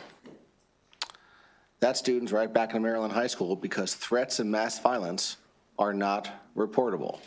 We're not talking about, a student who may have or was accused. These are convictions, right? So what we're trying to do is address that issue. So under current Maryland law, school systems are notified when a student is arrested for certain serious offenses that occur off school property. While this framework is well-intentioned, experience has shown that gaps remain, particularly as student enrollment patterns evolve and as new offenses are identified that previously we could not have contemplated. HB 123 is narrowly targeted and a thoughtful update to existing law that strengthens communication while maintaining discretion and due process. This bill addresses these issues in three important ways. First, it updates the definition of school system to include institutions and programs of higher learning in which a student is enrolled as part of a dual enrollment program. Students who participate in dual enrollment regularly move between secondary schools and higher education settings. Ensuring that appropriate officials in both environments are operating with the same safety-related information is essential to protecting students and maintaining secure learning environments. Second, the bill updates the list of reportable offenses to reflect serious conduct that poses legitimate safety concerns, to include certain sexual offenses, such as manufacturing and distribution of child pornography when the victim does not have knowledge or does not consent, as well as threats and mass violence, stalking, visual surveillance with prurient intent, revenge porn, and other acts that would constitute a felony if committed by an adult. These additions ensure that law keeps pace with the types of offenses that are directly impacting school safety and student well-being today. Finally, the bill addresses a critical breakdown that can occur in the notification process. Under current law enforcement agencies are required to notify school officials following an arrest of a reportable offense. However, if that notification does not occur, there's no clear backup to ensure schools receive that information. This bill authorizes the state's attorney at their discretion to provide that notification when it has been determined that law enforcement did not do so. This provision closes a loophole in the chain of communication while preserving appropriate discretion and confidentiality.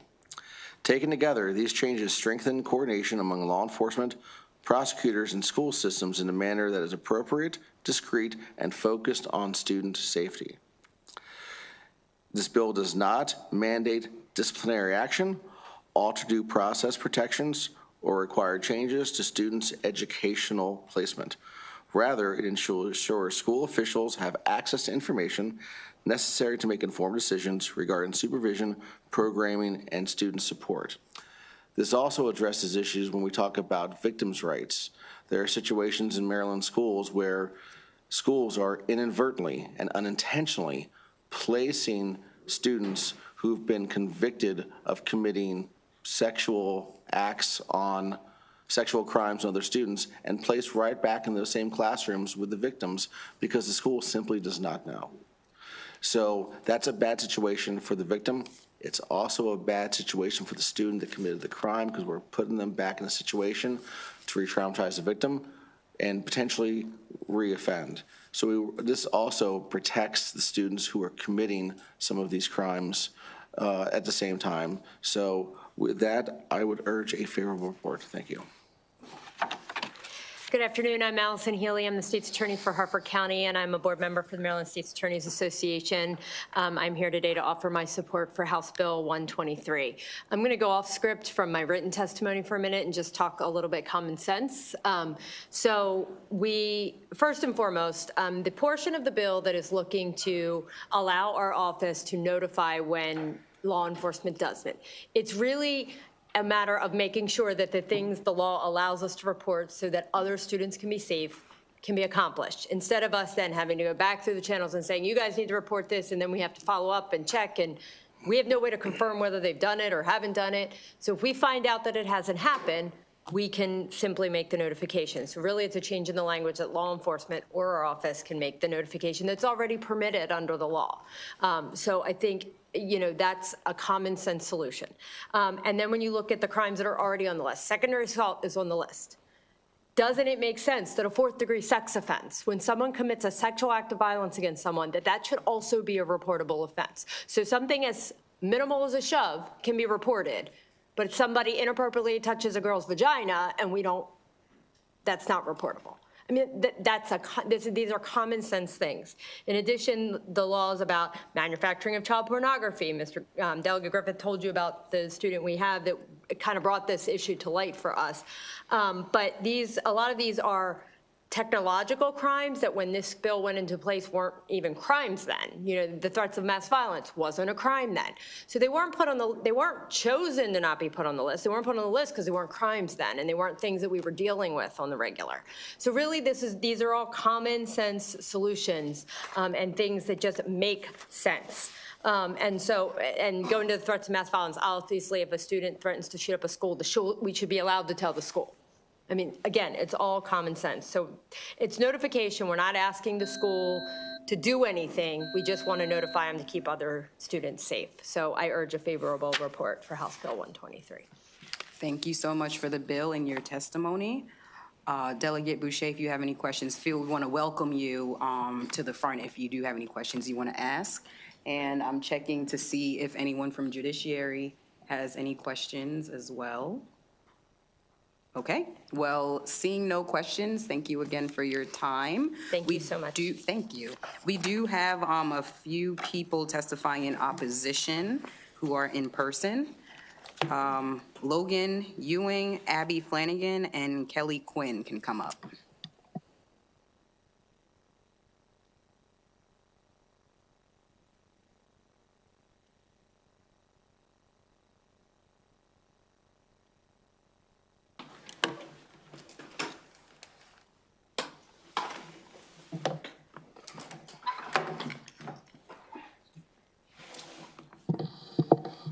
Hello, good afternoon, Chair, Vice Chair, and members of the Ways and Means Committee. I'm Kelly Quinn, and today I'm speaking as the chairperson of the Maryland Coalition to Reform School Discipline. I'm also the managing director of the Choice Program at UMBC, a diversion program. I'm also a Baltimore City voter. For more than a decade, CRSD has worked to ensure school discipline in Maryland is fair, developmentally appropriate, and designed to keep students connected to school and on track to graduate. We advocate for restorative practices and community safety. We respectfully oppose House Bill 123. HB 123 significantly expands the list of reportable offenses, but it does not make schools safer. Instead, it increases the likelihood that students, particularly Black students and students with disabilities, will be removed from their learning environments for conduct that does not demonstrate a threat of serious harm. Maryland already has a clear set standard. Students should remain in school unless they pose an imminent risk of serious physical harm. The offenses added by this bill do not help educators determine risk, but they do increase surveillance and discretionary decision-making. We know from decades of research that discretionary systems produce racial inequities. Black children are more than 2.5 times more likely to be arrested than white children, and more than 4 times likely to be reported to their schools for reportable offenses. This will widen the disparities. Students with disabilities are also disproportionately impacted. When reported, students are often placed in unregulated virtual or alternative settings with fewer protections. HB 123 risks turning schools into extensions of the youth legal system rather than places of learning, stability, and care. Trayvon Martin would have been 31 today. It is in his name and on this day that I insist Black students matter. Thank you. Good afternoon, Chair, Vice Chair, and members of the committee. My name is Abby Flanagan, and I'm an education attorney with the Maryland Office of the Public Defender. We respectfully urge an unfavorable report on House Bill 123. I just want to speak really clearly that the reportable offense statute kicks in upon arrest. So the reportable offense statute is not children who have been convicted of something. It kicks in upon the arrest. That's what starts the process. As mentioned, this bill would expand an already overly broad reportable offense statute at a time when the data clearly show that this law is not being applied consistently or fairly across the state. I personally represent students and have represented students in jurisdictions across the state during reportable offense hearings and have seen firsthand the inconsistent ways this law is being applied depending on where a child lives. According to MSDE's most recent report, the number of reportable offense incidents varies dramatically by county, ranging from hundreds in cases in some jurisdictions and single digits in others. These differences cannot be explained by student behavior alone. They reflect local discretion, inconsistent interpretation, and uneven implementation. And that discretion matters. When a school receives notice of an arrest, the educational consequences for a child depend heavily on geography. Some districts frequently remove students from their regular school programs and place them into virtual learning. Others almost never do, even when dealing with similar or alleged conduct. In short, two students accused of the same offense can face entirely different educational outcomes based solely on where they live. The data also show that this discretionary system has a disproportionate impact on Black students. During the 24-25 school year, Black students accounted for approximately 64% of reportable offenses, but only were 32% of the population. Because the reportable offense process involves multiple points of discretionary decision-making, law enforcement, prosecutors, school officials, it creates repeated opportunities for racial bias to influence outcomes. For these and other reasons given in my written testimony, we ask for an unfavorable report. Thank you.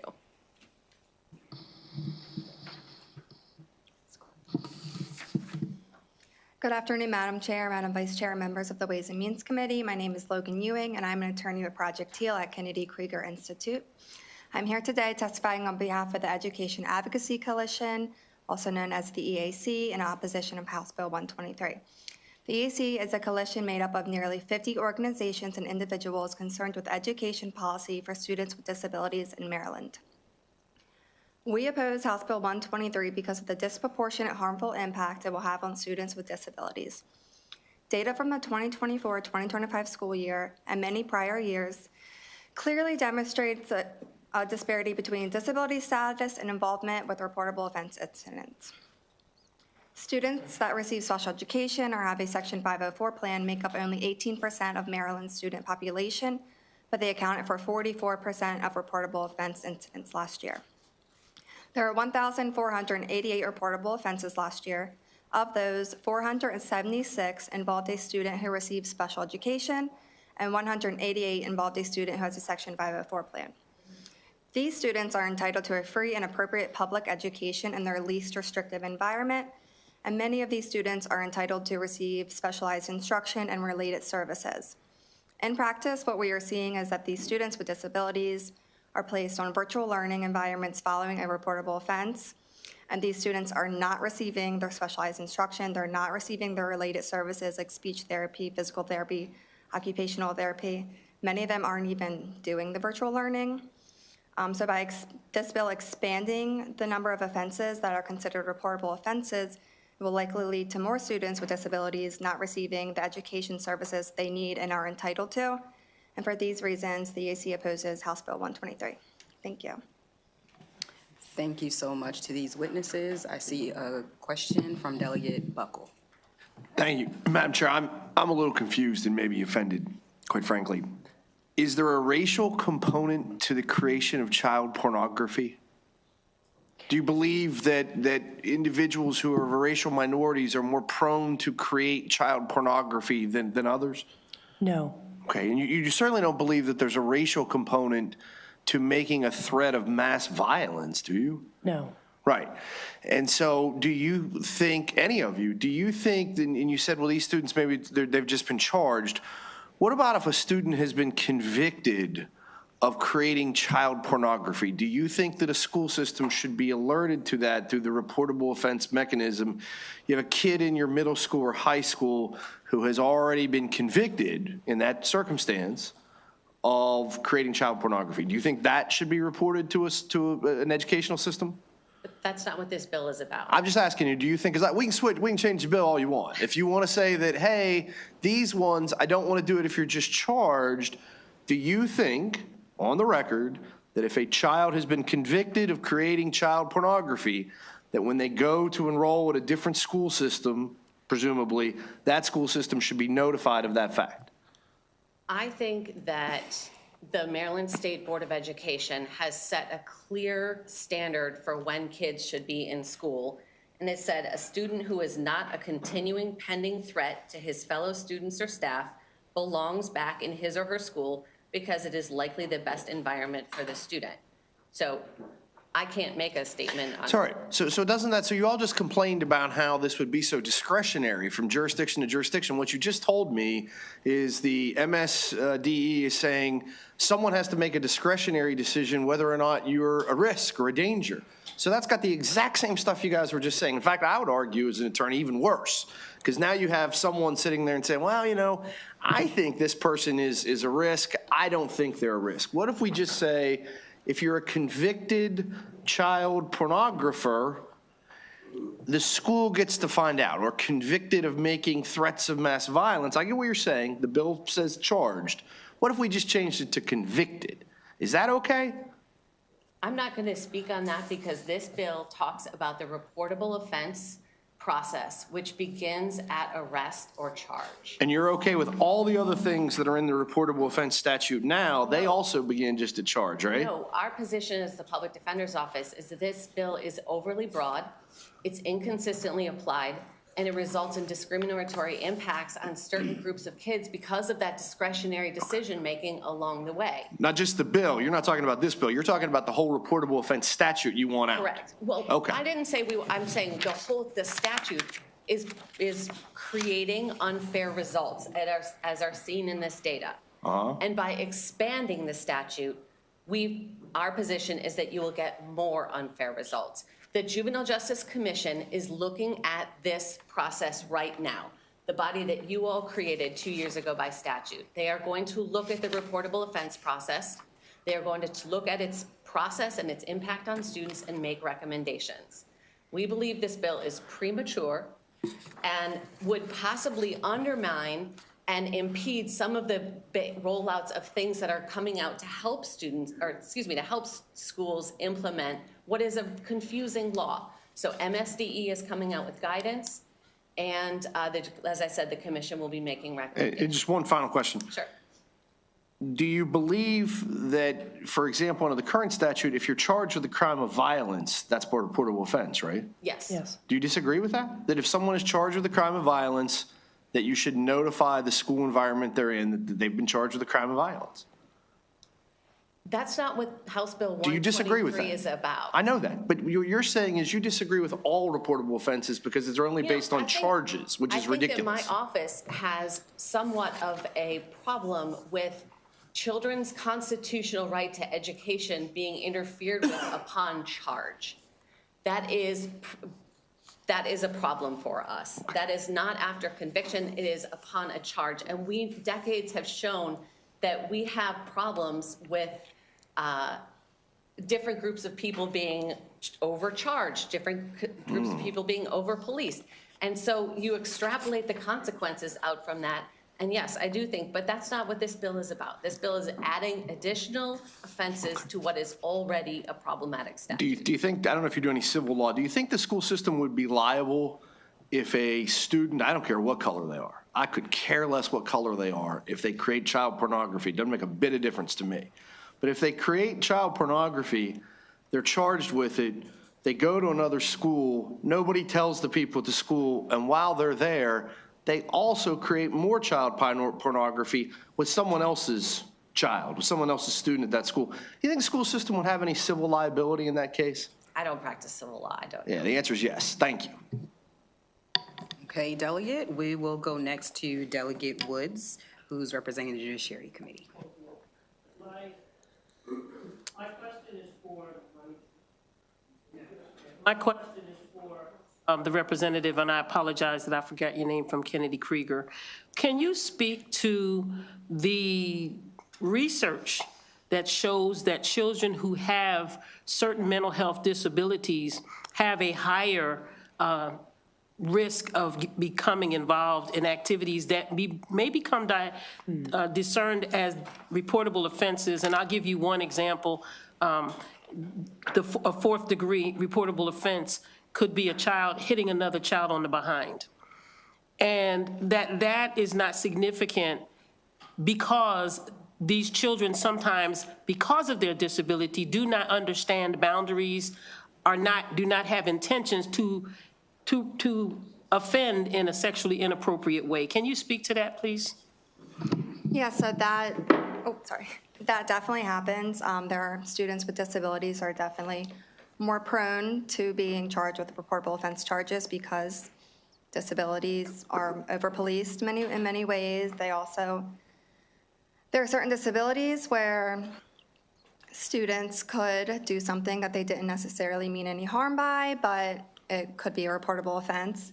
There's supposed to be a manifestation determination review if this happens, if there's a student that does something, there's a reportable offense, and the school should come together and they should determine if, the act was a manifestation of their disability. This isn't being done properly. Sometimes it's not being done at all with schools. This isn't applied correctly in many instances. So adding all these offenses will just increase the disproportionate impact on students with disabilities, yes. Thank you, Madam Chair. Thank you, Delegate. Let's go to Delegate Ebersol. Thank you very much, Madam Chair. So you said at the top that these kind of reportable offenses, this bill's not really changing it, but they occur at the point of arrest, right? Yes. There's no due process. We don't know if these people are actually guilty of the thing they're being arrested for. And so we're going to tell the school system and perhaps the administration that this exists as an arrest, which often plays differently in people's minds than a conviction does.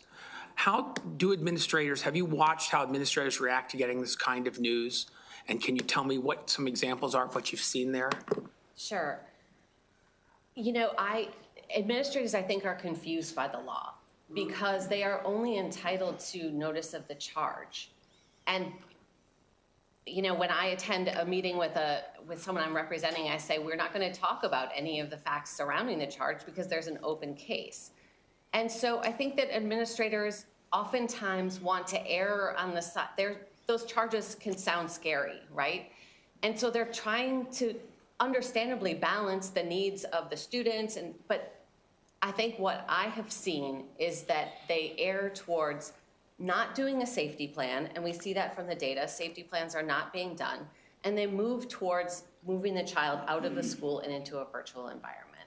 And the law is sort of set up like that. They're not entitled. The school's not there to re-adjudicate the charge. In fact, a court hasn't even adjudicated the charge.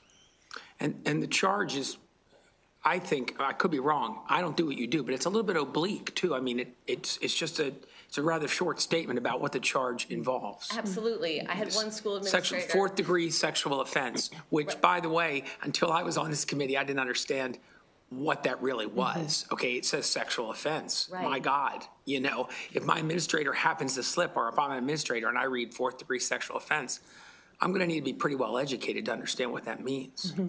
This is exactly why we would prefer to have the recommendations of the Commission on the Juvenile Justice Emerging Best Practices Reform Commission that, as Abby said, was introduced and legislated in HB 814 2 years ago.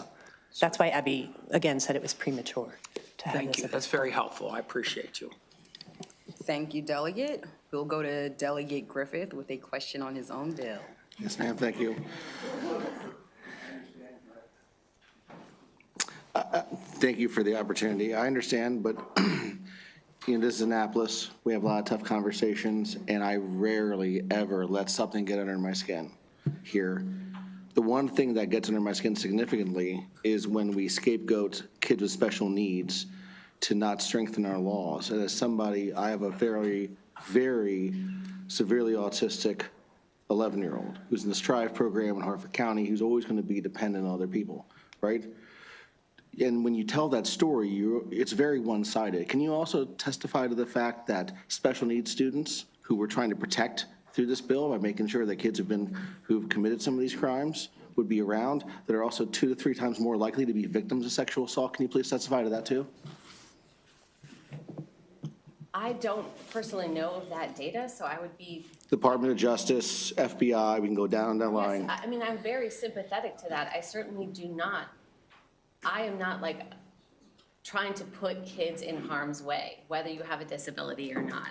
I'm trying to protect the rights of children who have not had due process, who have not had a judicial official decide whether they are innocent or fact sustained or not.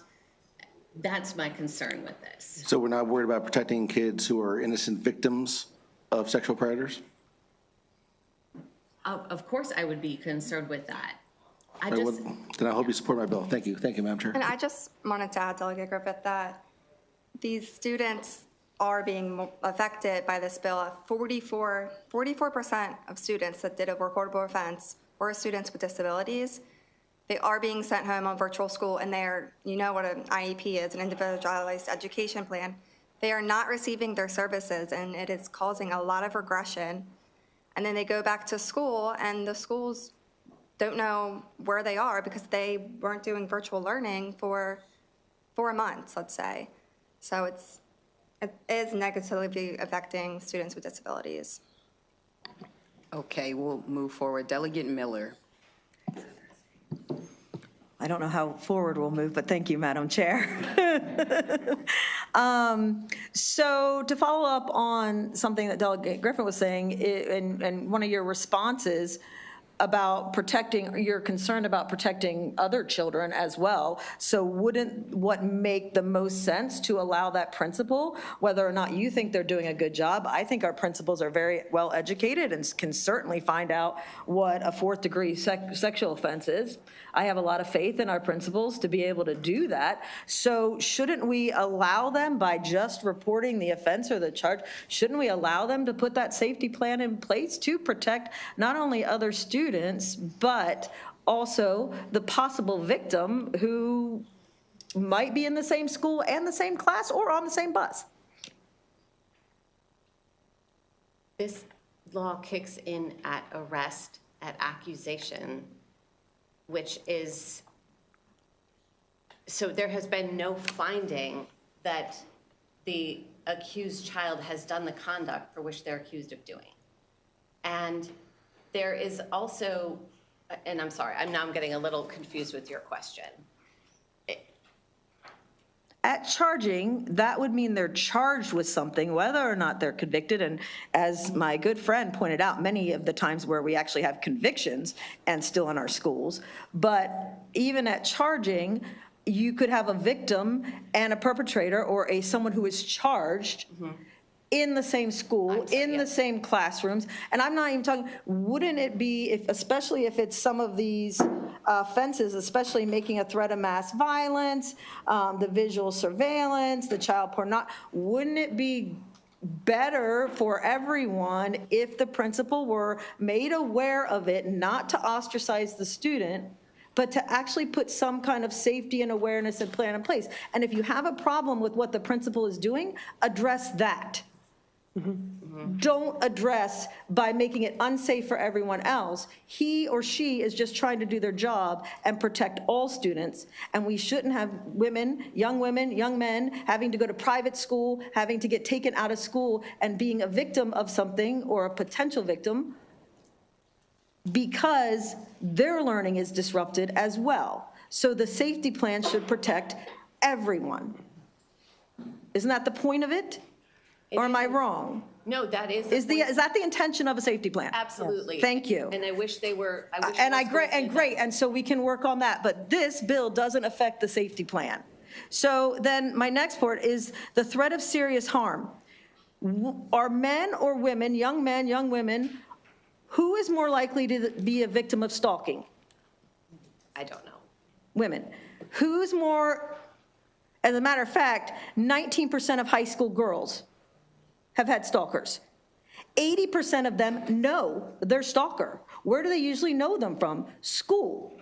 In New Jersey, 2 young women were run over and killed because one had a stalker.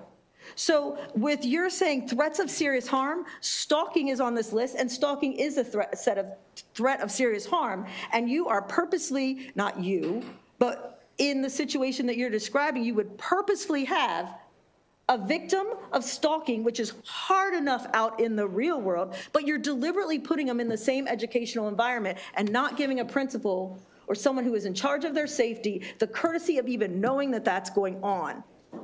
And then I want to talk about revenge porn and porn in general, which usually affects young women.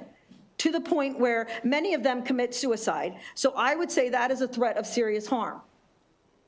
So I appreciate why you all are here, but I would appreciate is there a way that we can work on these reportable offenses, work on the safety plans to protect all of our children? And I appreciate everyone coming to the table with that in mind. So thank you. Absolutely. Thank you, I appreciate that.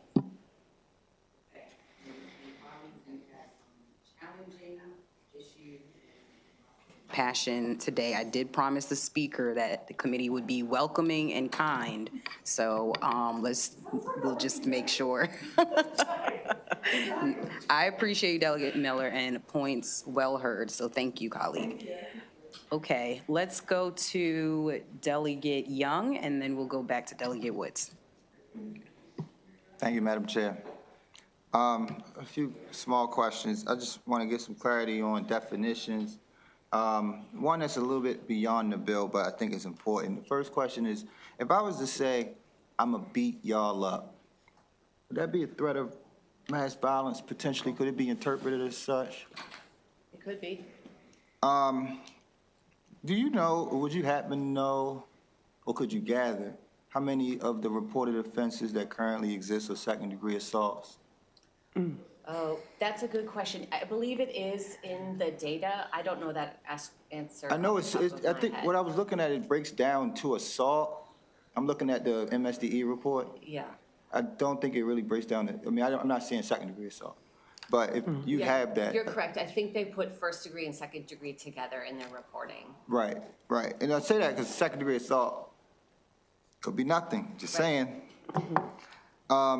Lastly, I was looking at your testimony. You talked about, we had some questions about race and the impact of race. And, candidly, I think that it's often difficult when we talk about race. It can be how things are perceived. And I often found, at least, that as a black man, if I raise my voice a little too much, one might think I'm threatening them. So I was looking at the data, particularly Baltimore County.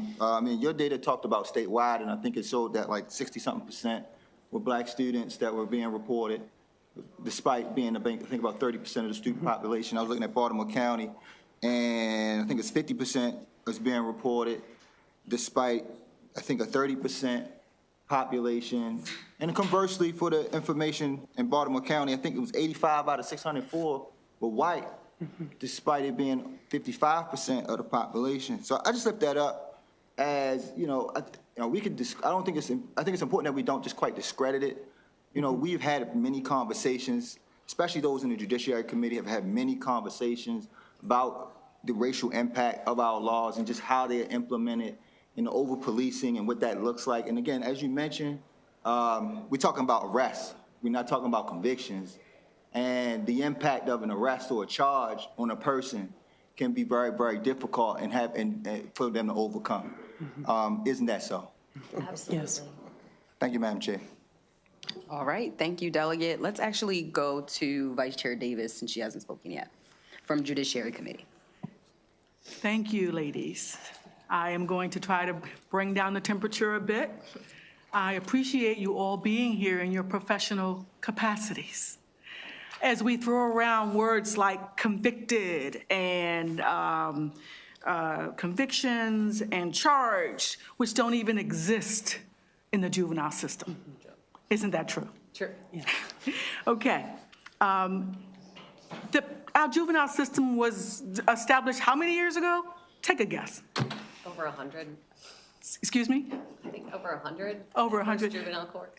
Yeah, I looked it up. It's probably, it's about 190 years ago. Okay, very good.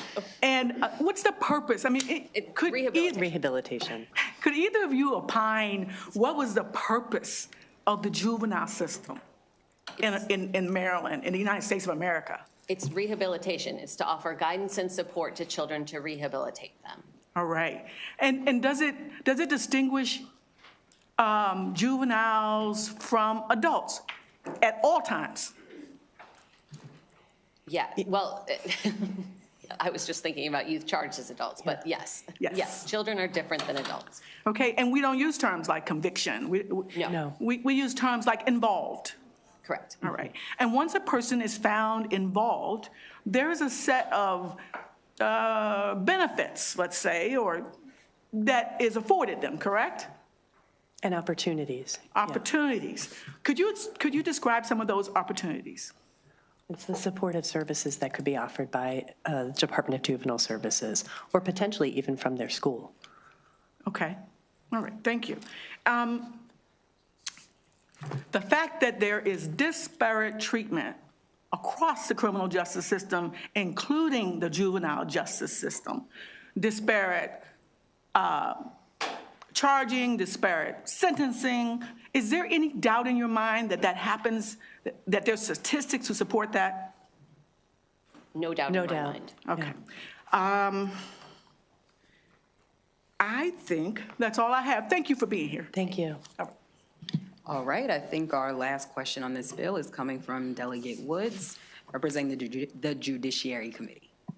Thank you, Madam Chair, and thank you for all of your work. Both Delegate Young and Delegate Davis have kind of touched on my concerns, particularly about the rehabilitation. Is it not so that rehabilitation does not take place when students are excluded from the educational system, and when there are no regulatory things put in place to assure that those children get a fair and equitable education? Absolutely. Yes. And I see that a lot with my clients who are put into the virtual learning environment. They get lost. They don't have the self-motivation to log in, to complete the work. There's no one there to support them in doing the work. They end up failing and they end up dropping out of school. And this could all be, you might not even be found fact sustained of the thing you were initially accused of doing. Can I just one other follow-up, another question that I have. Is it not true that in those situations where youth have been found to have committed an inappropriate act, they go through a service of rehabilitation, and a judge may actually say that they are fine to go back into a learning environment? Is it fair to have somebody, after they have gotten all of the work done and have been determined by a judge to go back into a learning environment, for somebody else to come back and say, okay, no, we don't want you in our school because of what you did? Correct. That's a question. No, it's not. Yes. Okay. Thank you, Madam Chair. Thank you so much. And seeing no other questions, making sure our friends in Judiciary don't have any other questions. Well, we thank you so much for your time. That ends the bill hearing. Let me thank once again our Judiciary colleagues for joining us. Delegate Boucher, thank you for your patience. We will now call up House Bill 133, Delegate Boucher, Income Tax and Sales and Use Tax Rate Reductions and Alterations. Well, that's a tough subject to follow. Let's talk about something fun and exciting, taxes. By the way, I see you picked up Delegate Pasher from Judiciary. I love her dearly, and she's a wonderful addition to your committee. Well, good afternoon, Chair Wilkins, Vice Chair Feldmark, and distinguished colleagues on Ways and Means. For the record, I am Delegate Chris Eric Boucher, representing District 5, Carroll and Frederick counties. Don't hold it against me.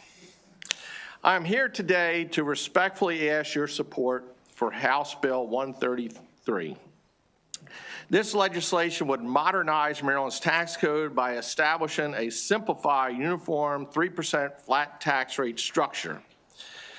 HB 133 proposes broad, thoughtful reforms designed to create a fair, transparent, and easy-to-administer tax system, reduce administrative burdens, and encourage economic growth across the state.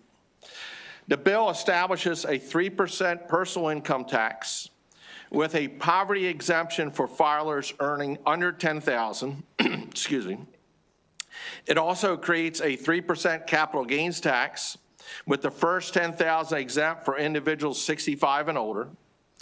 Corporate income tax will be taxed at a 3% rate, and a uniform 3% sales excise tax would apply statewide. In addition, the bill fully repeals existing 3% inheritance tax. Cannabis and alcohol taxes would be reduced to 3%, affecting both the minority and poverty communities. The lowest income earners pay the highest percentage of their income in sales taxes. This bill gives them an instant increase in spending power by cutting the tax in half. Additionally, as someone who started their career punching a time clock as a welder, I know the fiscal gut punch working long overtime hours only to see a higher marginal tax bracket take more of my hard-earned money as if I am rich.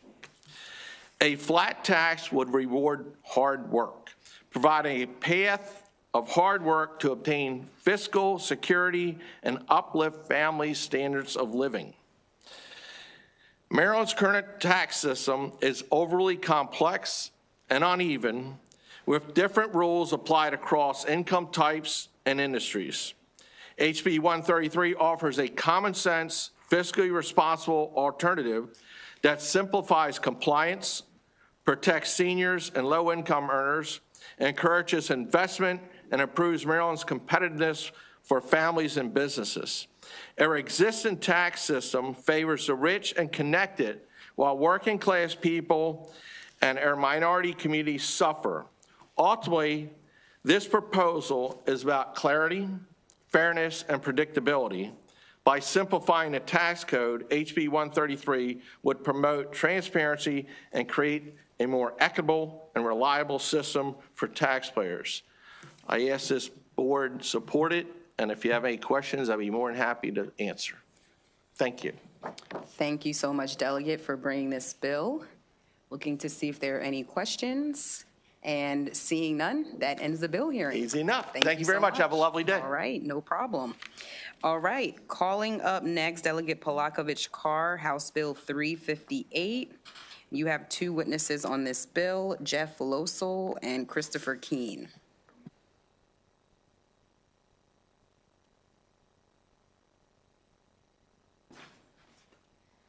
All right, colleagues, I know it's been a long day so far. So for the record, I'm Delegate Julie Polakovich-Carr, here to present House Bill 358. This bill would exempt school book fairs from the state sales tax. And colleagues, I think most of you know I'm the mom of a 5th grader, and we are part of the PTA at his school. And we know that PTAs play an important role in enhancing the learning environment in schools. PTAs help out by buying books for the school library, purchasing instruments for the school band and orchestra, paying for students to go on field trips, and purchasing materials for teachers to do special classroom activities. Because PTAs are nonprofit organizations, they are exempt from paying sales tax when they make purchases. And under state law, PTAs are also exempt from having to charge or collect sales tax when they directly sell things. I have a bit of show and tell to help explain. So when the PTA holds a bake sale to raise money, they don't have to collect sales tax on the cookies or brownies. When a PTA sells packaged snacks at an athletic event, they don't have to collect sales tax. When a PTA holds a silent auction, like this gift certificate that I bought, no sales tax has to be collected. And if a PTA collects used books and then resells them as the PTA, these books are not subject to the sales tax. PTAs might also fundraise by selling magazine subscriptions. It's maybe a little more outdated, but you'll know why I'm bringing this up in a moment. Even though in the past when PTAs did this, they used a third-party vendor who actually was fulfilling the magazine subscriptions, that activity was also not subject to the sales tax, even though it was not the PTA directly making the sale. And that's thanks to a 1997 state law that specifically exempted magazine sales conducted by PTAs so long as the students were the sales agents. So in sum, most sales facilitated by PTAs are not subject to the sales tax. But one major PTA fundraising activity is currently subject to our state sales tax, and that is school book fairs. And here's why. The PTA is partnering with typically with a third-party vendor, such as Scholastic, to get the inventory of books and to borrow a point-of-sale system, which is like a high-tech cash register, basically. But it's the volunteers for the PTA who are doing all the physical labor of unpacking the boxes, setting up the physical displays of books, helping students to shop, ringing up the sales, and then packaging back up and returning any unsold merchandise. So even though the PTA is doing all of the staffing that basically makes the book fair happen, technically the sales are Scholastic's or whoever vendor they use. And it is that vendor that is responsible for remitting sales tax to the state. I don't think that this tax treatment is consistent with Maryland's multiple specific exemptions for PTAs from sales tax. We've already carved out other PTA fundraising activities, including magazine sales.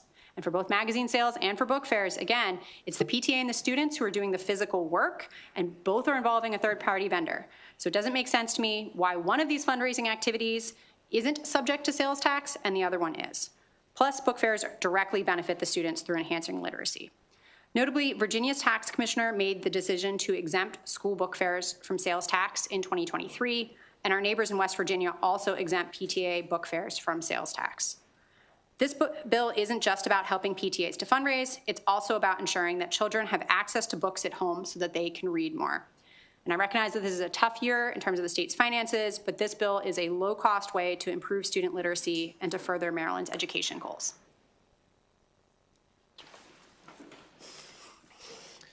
Thank you, Chair Watkins, Vice Chair Feldmark, and Delegate Polakovich-Carr for the opportunity to speak today.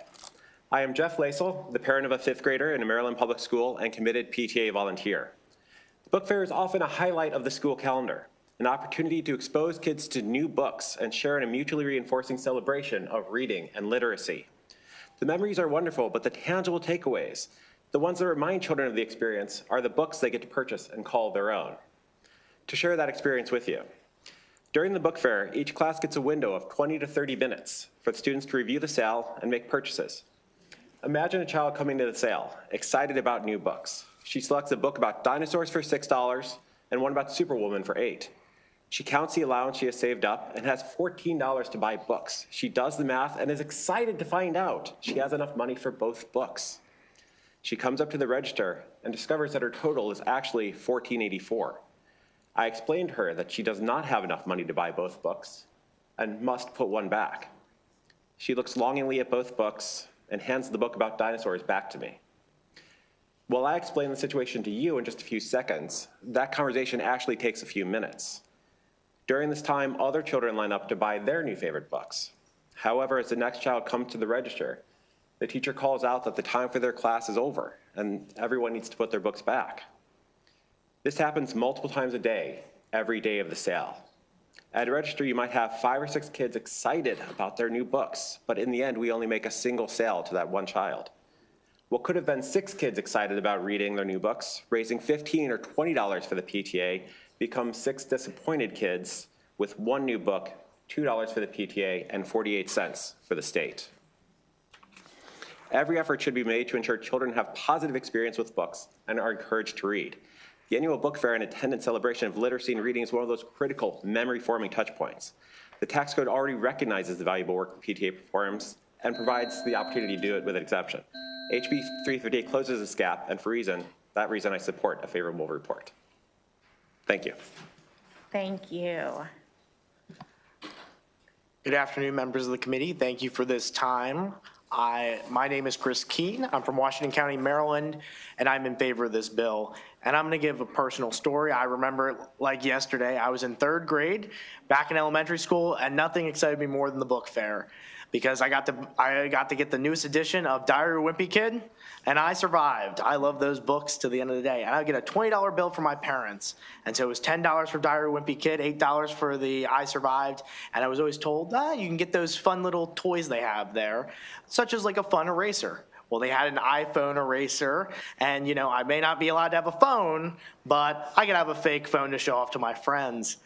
But that phone was $2, and I would do the math, and I was proud of myself. I knew that I had the money. I had $20, and there was $8 for the I Survived, $10 for the Diary of a Wimpy Kid, and $2 for the iPhone. But then you get to the cash register, and they tell you you can't afford it. You got to put something back. Well, being a child, I'm going to put back one of the books before I put back my fun iPhone. Every child will consider that. Now, luckily, one of the volunteers, and it may have broken one of the rules, was willing to cover that extra bit of sales tax. So with this percentage, I know there are volunteers that are probably covering other students here in Maryland and covering that expense, because we do not want a book to be returned at the book fair. I look forward to that book. These are books that students want to read, and we invest a lot here in Maryland in our students, and I am proud to say that we are a state that supports education, and this is just one other tool to support education and to alleviate a tax burden and issues on staff and volunteers who are running this for their community and as a fundraiser. Nothing's better than a book fair, and it's the least we can do for Maryland citizens to make it easier and make it better for our students. Thank you so much, and I hope you support a favorable review.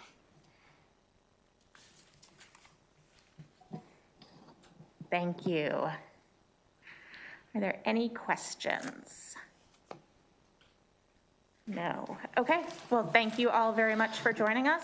Thank you, Madam Chair. Thank you. Thank you. And I'm going to next call up Delegate Wu for House Bill 163. So everyone. Welcome back to Ways and Means. Let's say keep the best to the last, is that right? You got a long day. And should I start? Okay. Thank you very much, and good afternoon, Chair Wilkins and Vice Chair Feldmark, and members of the Ways and Means Committee. It's great to come back. I see new faces. And for the record, I'm Delegate Chao. I'm here today to present House Bill 163. I use a very simple description about the bill. The phones away, learning today. It's easy to remember. HB 163 is the returning bill from last session. It passed the House unanimously and from this committee as well, but did not pass because sounded that time constrained when Senate side and House side couldn't reach agreement on some amendments. During the interim, our office worked closely with Senator Benson's office to review the language and make refinements, which led to the current cross-filed version. We also had the opportunity to discuss this bill with Governor Westmore and his office, and we shared the same goal: helping our students stay focused in the classroom and improving academic outcomes, and reducing the in-school cyberbullying and many other negative impact from mobile devices. We appreciate the governor's office for submitting written testimony in support of this legislation. At its core, HB 163 prohibits the use of personal electronic devices during the school day for elementary and middle school students statewide. The bill includes reasonable exemptions for certain needs, as well as limited educational purpose when approved by educators and administrators. For high school students, the bill requires all local LEA to develop and adopt policies limiting the use of personal electronic devices during school hours. The rationale is high school students should learn to better regulate their own behavior, even though it can be difficult sometimes to resist cell phones and games. Many LEAs have already implemented some type of personal device policies for this age group. I think the number is 19 out of 24 counties. The bill also emphasizes the importance of appropriate disciplinary measures for violations. We appreciate MSDE and the MSB's effort to form a task force to address this long-standing issue through implementation and guidance. And their survey results clearly show that we need the policy. Guidance is helpful, but it's not enforceable if it's not well designed. Lastly, we have consistently reviewed requests for amendments for several groups and for a stricter version for the high school. So we are open to considering amendments to have probably similar rules for middle school, elementary school, and high school. So we respectfully ask the committee have a favorable consideration even for the amendment or make changes. And the bill is now at the committee's hand. I truly appreciate if we get a favorable report. Thank you very much. Okay, thank you. We do have a question. Delegate Wim. Yes. Thank you, Madam Chair. Good to see you again. Actually, it's an easy question. When you were talking, there was a quote that you gave. I think you said, put the phone away and... Phones away, learning today. I wanted to use that. Okay. Thank you. That's all I needed. Phone today. Thank you. Thank you very much, Madam Chair. Okay. Everyone loves a bill with a motto. Okay, any other questions for Delegate Wu? No? Well, then that concludes the hearing on House Bill 163. And thank you very much for joining us, Delegate. Sure, thank you, Madam Chair. All right. Next up, we are going back to Delegate Griffith for House Bill 33.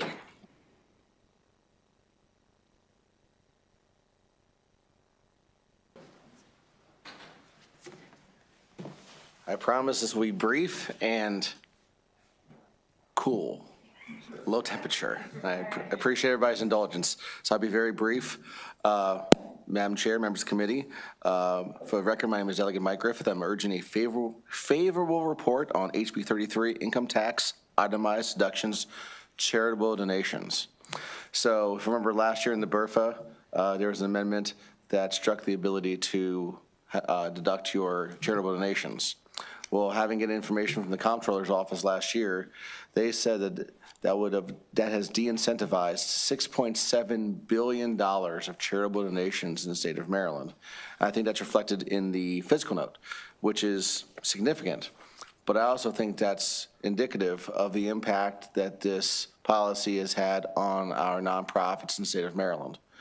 But I think, moreover, we're also looking at, I think we're going to start seeing data that companies, corporations who can choose to donate from various states are now donating in other states than the state of Maryland.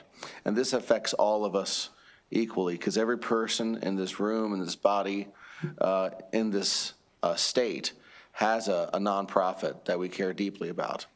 And unfortunately, this is de-incentivizing individuals supporting those great causes that we all care deeply about. So obviously with our physical situation, it'll be very, very tough to get this done this year. So I understand and respect that. But I do want to make sure that we're paying attention to the policies that we're passing that unfortunately I believe are causing some harm with our nonprofits. So I appreciate your consideration. I hope that we can find a way to re-incentivize charitable donations to the nonprofits here in the state of Maryland to the tune of $6.7 billion to those nonprofits doing great work in the state, and I urge a favorable report. Thank you, Delegate. I am not seeing any questions. So thank you very much. That concludes the hearing on House Bill 33. And for our grand finale, Delegate Miller, House Bill 189.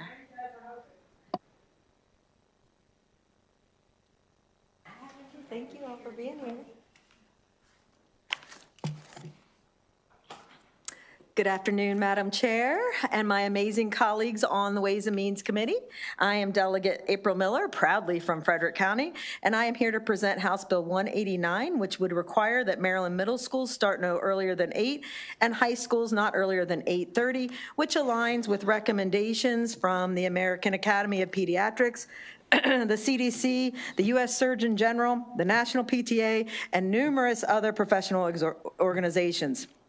House Bill 189 also allows a waiver process and is for the 28-29 school year. And I would like to personally thank the Start School Later organization, 3 of whom have made it the entire day with us, and we really appreciate them being here, and they've had a lot of advocacy on this issue. So who do we design school systems for? The sole purpose of a school system is to educate our students. And in this committee, we hear a lot about making sure our curriculum is developmentally appropriate, that our pre-K programs are optimized, and that the books we use are suitable. And we all agree that we should be paying attention to the important ways children's minds and bodies develop to provide the optimal educational environment. We make adjustments when the science is clear. So why do we continue to ignore the overwhelming body of evidence regarding later school start times? The science tells us that during puberty, the adolescent brain undergoes a phase delay. Their bodies do not begin to release melatonin, the hormone that signals sleep, until around 11 p.m. And when we force a high schooler to be at a desk by 7:15 a.m., we are forcing them to work through what's called their biological midnight, and is the equivalent to waking an adult up at 3 a.m. every single day to start work. There are many students that are out waiting for buses at 6 in the morning. And so there was, in your testimony, there's a quote from MSDE that said, while research supports later start times for adolescents and highlights potential benefits for student health and learning, the fiscal and operational impacts of implementing a uniform statewide change are substantial. So let's talk about that for a minute, and let's talk about the data. And I am happy to provide any information that MSDE would like because the data is actually definitive. And so sleep expert Dr. Lauren Covington had some testimony for us as well, and she talked about the impact on academic performance and sleep-deprived students struggling with attention and memory and learning, and that later start times improve grades, attendance, graduation rates, and the greatest benefits being for our socially economically disadvantaged students. For mental health, a study from the University of Minnesota found that for every additional hour of sleep, there is a 28% reduction in students who feel unhappy, sad, or depressed. And insufficient sleep significantly increases the risk of depression, self-harm, and suicidal ideation. The study also found that when schools are delayed start times to 8:30, there's a significant reduction in students being late to class due to oversleeping. There's also a safety gap. Fairfax County did the delay, 50-minute delayed start time, and they saw a significant drop in teen car crashes. AAA found a 16.5% decrease in teen crashes with just the hour of delay. Then there's the Brookings Institution, which has found that later start times disproportionately benefit low-income students, acting as a natural way to close the achievement gap without a single change to curriculum, equivalent to cutting class sizes by 1/3. And then there's the juvenile justice perspective. And in your written testimony, you also have the former secretary of the Maryland Department of Juvenile Services that I thought had a very eye-opening letter. And I'm quoting from him because it's a sponsor-only one, so a little latitude, I'm so sorry. But from a juvenile justice perspective, implications are equally compelling. Research and system data consistently show that a significant portion of juvenile and violent and disruptive behavior occurs during the late afternoon and early evening hours. These are the hours that when youth are most likely to be unsupervised in the community. Later school start times help compress the high-risk window by shifting the school day later in the afternoon, thereby increasing structured supervised time for youth during the hours when delinquent behavior is most likely to occur. This prevention strategy that works not by expanding law enforcement or surveillance, but by strengthening routine pro-social structure in young people's daily lives. So I thought that was very interesting, and I'm very glad they wrote in. And then in Maryland and across the nation, we are struggling to get students back in the classroom. 1 in 4 students are missing 10% of the school year. Research has been published in the Journal of Clinical Sleep Medicine that confirms later start times are associated with significant improvements in both attendance and graduation rates. Then there's the reason high schoolers don't miss their first period because of lack of interest. It's lack of sleep. And we think that by starting early, we're getting more out of the day. But in reality, we are losing our students before the day even begins. And in districts that have made this switch, morning sleepiness, which often leads to a student simply deciding to stay home, is cut in half. So that was particularly noted in the 2024 ABLE Foundation report, which showed that early start times disproportionately harmed Baltimore students because 73% of them rely on public transportation, which most of them have a 45-minute commute that require 1 to 3 bus transfers. And 72% of low-income populations already experience sleep disparities due to housing instability, neighborhood noise, food insecurity, and chronic stress. And 81% of Baltimore City high school students get fewer than the recommended 8 hours of sleep. So it's across the board from shore to mountains, it is a huge impact. So I wanted to address one of the things that may even the superintendents talk about local control. And they talk to you about the interdependent variables of bus routes and the logistical nightmare of shifting sports schedules. But I ask you, since when did we decide that the convenience of a school bus schedule is more important than the mental health of a child? And they'll tell you it's too expensive. But during the pandemic, we were forced to be creative and do things in totally different ways. And we have the routing software and experts that make this, like Anne Arundel County did, a reality. So please think of that when you read the testimony from the adults who are trusted to make the decisions, the ones who are charged with acting in the best interest of our students, those students should be at the heart of every decision. And if it's a choice between a bus schedule that is convenient for adults and a start time that increases academic achievement and, more importantly, prevents things like teen depression and car crashes, the answer should be easy. We don't design schools for buses, we design them for students. And if we are going to spend billions of taxpayers' dollars on the blueprint, we owe it to the taxpayers to ensure that students are actually awake to receive the instruction. And to fund the blueprint while ignoring the sleep crisis is like buying a high-performance engine, but refusing to put gas in the tank, or I will add, or to use a high-speed charger. So I urge a favorable report on House Bill 189.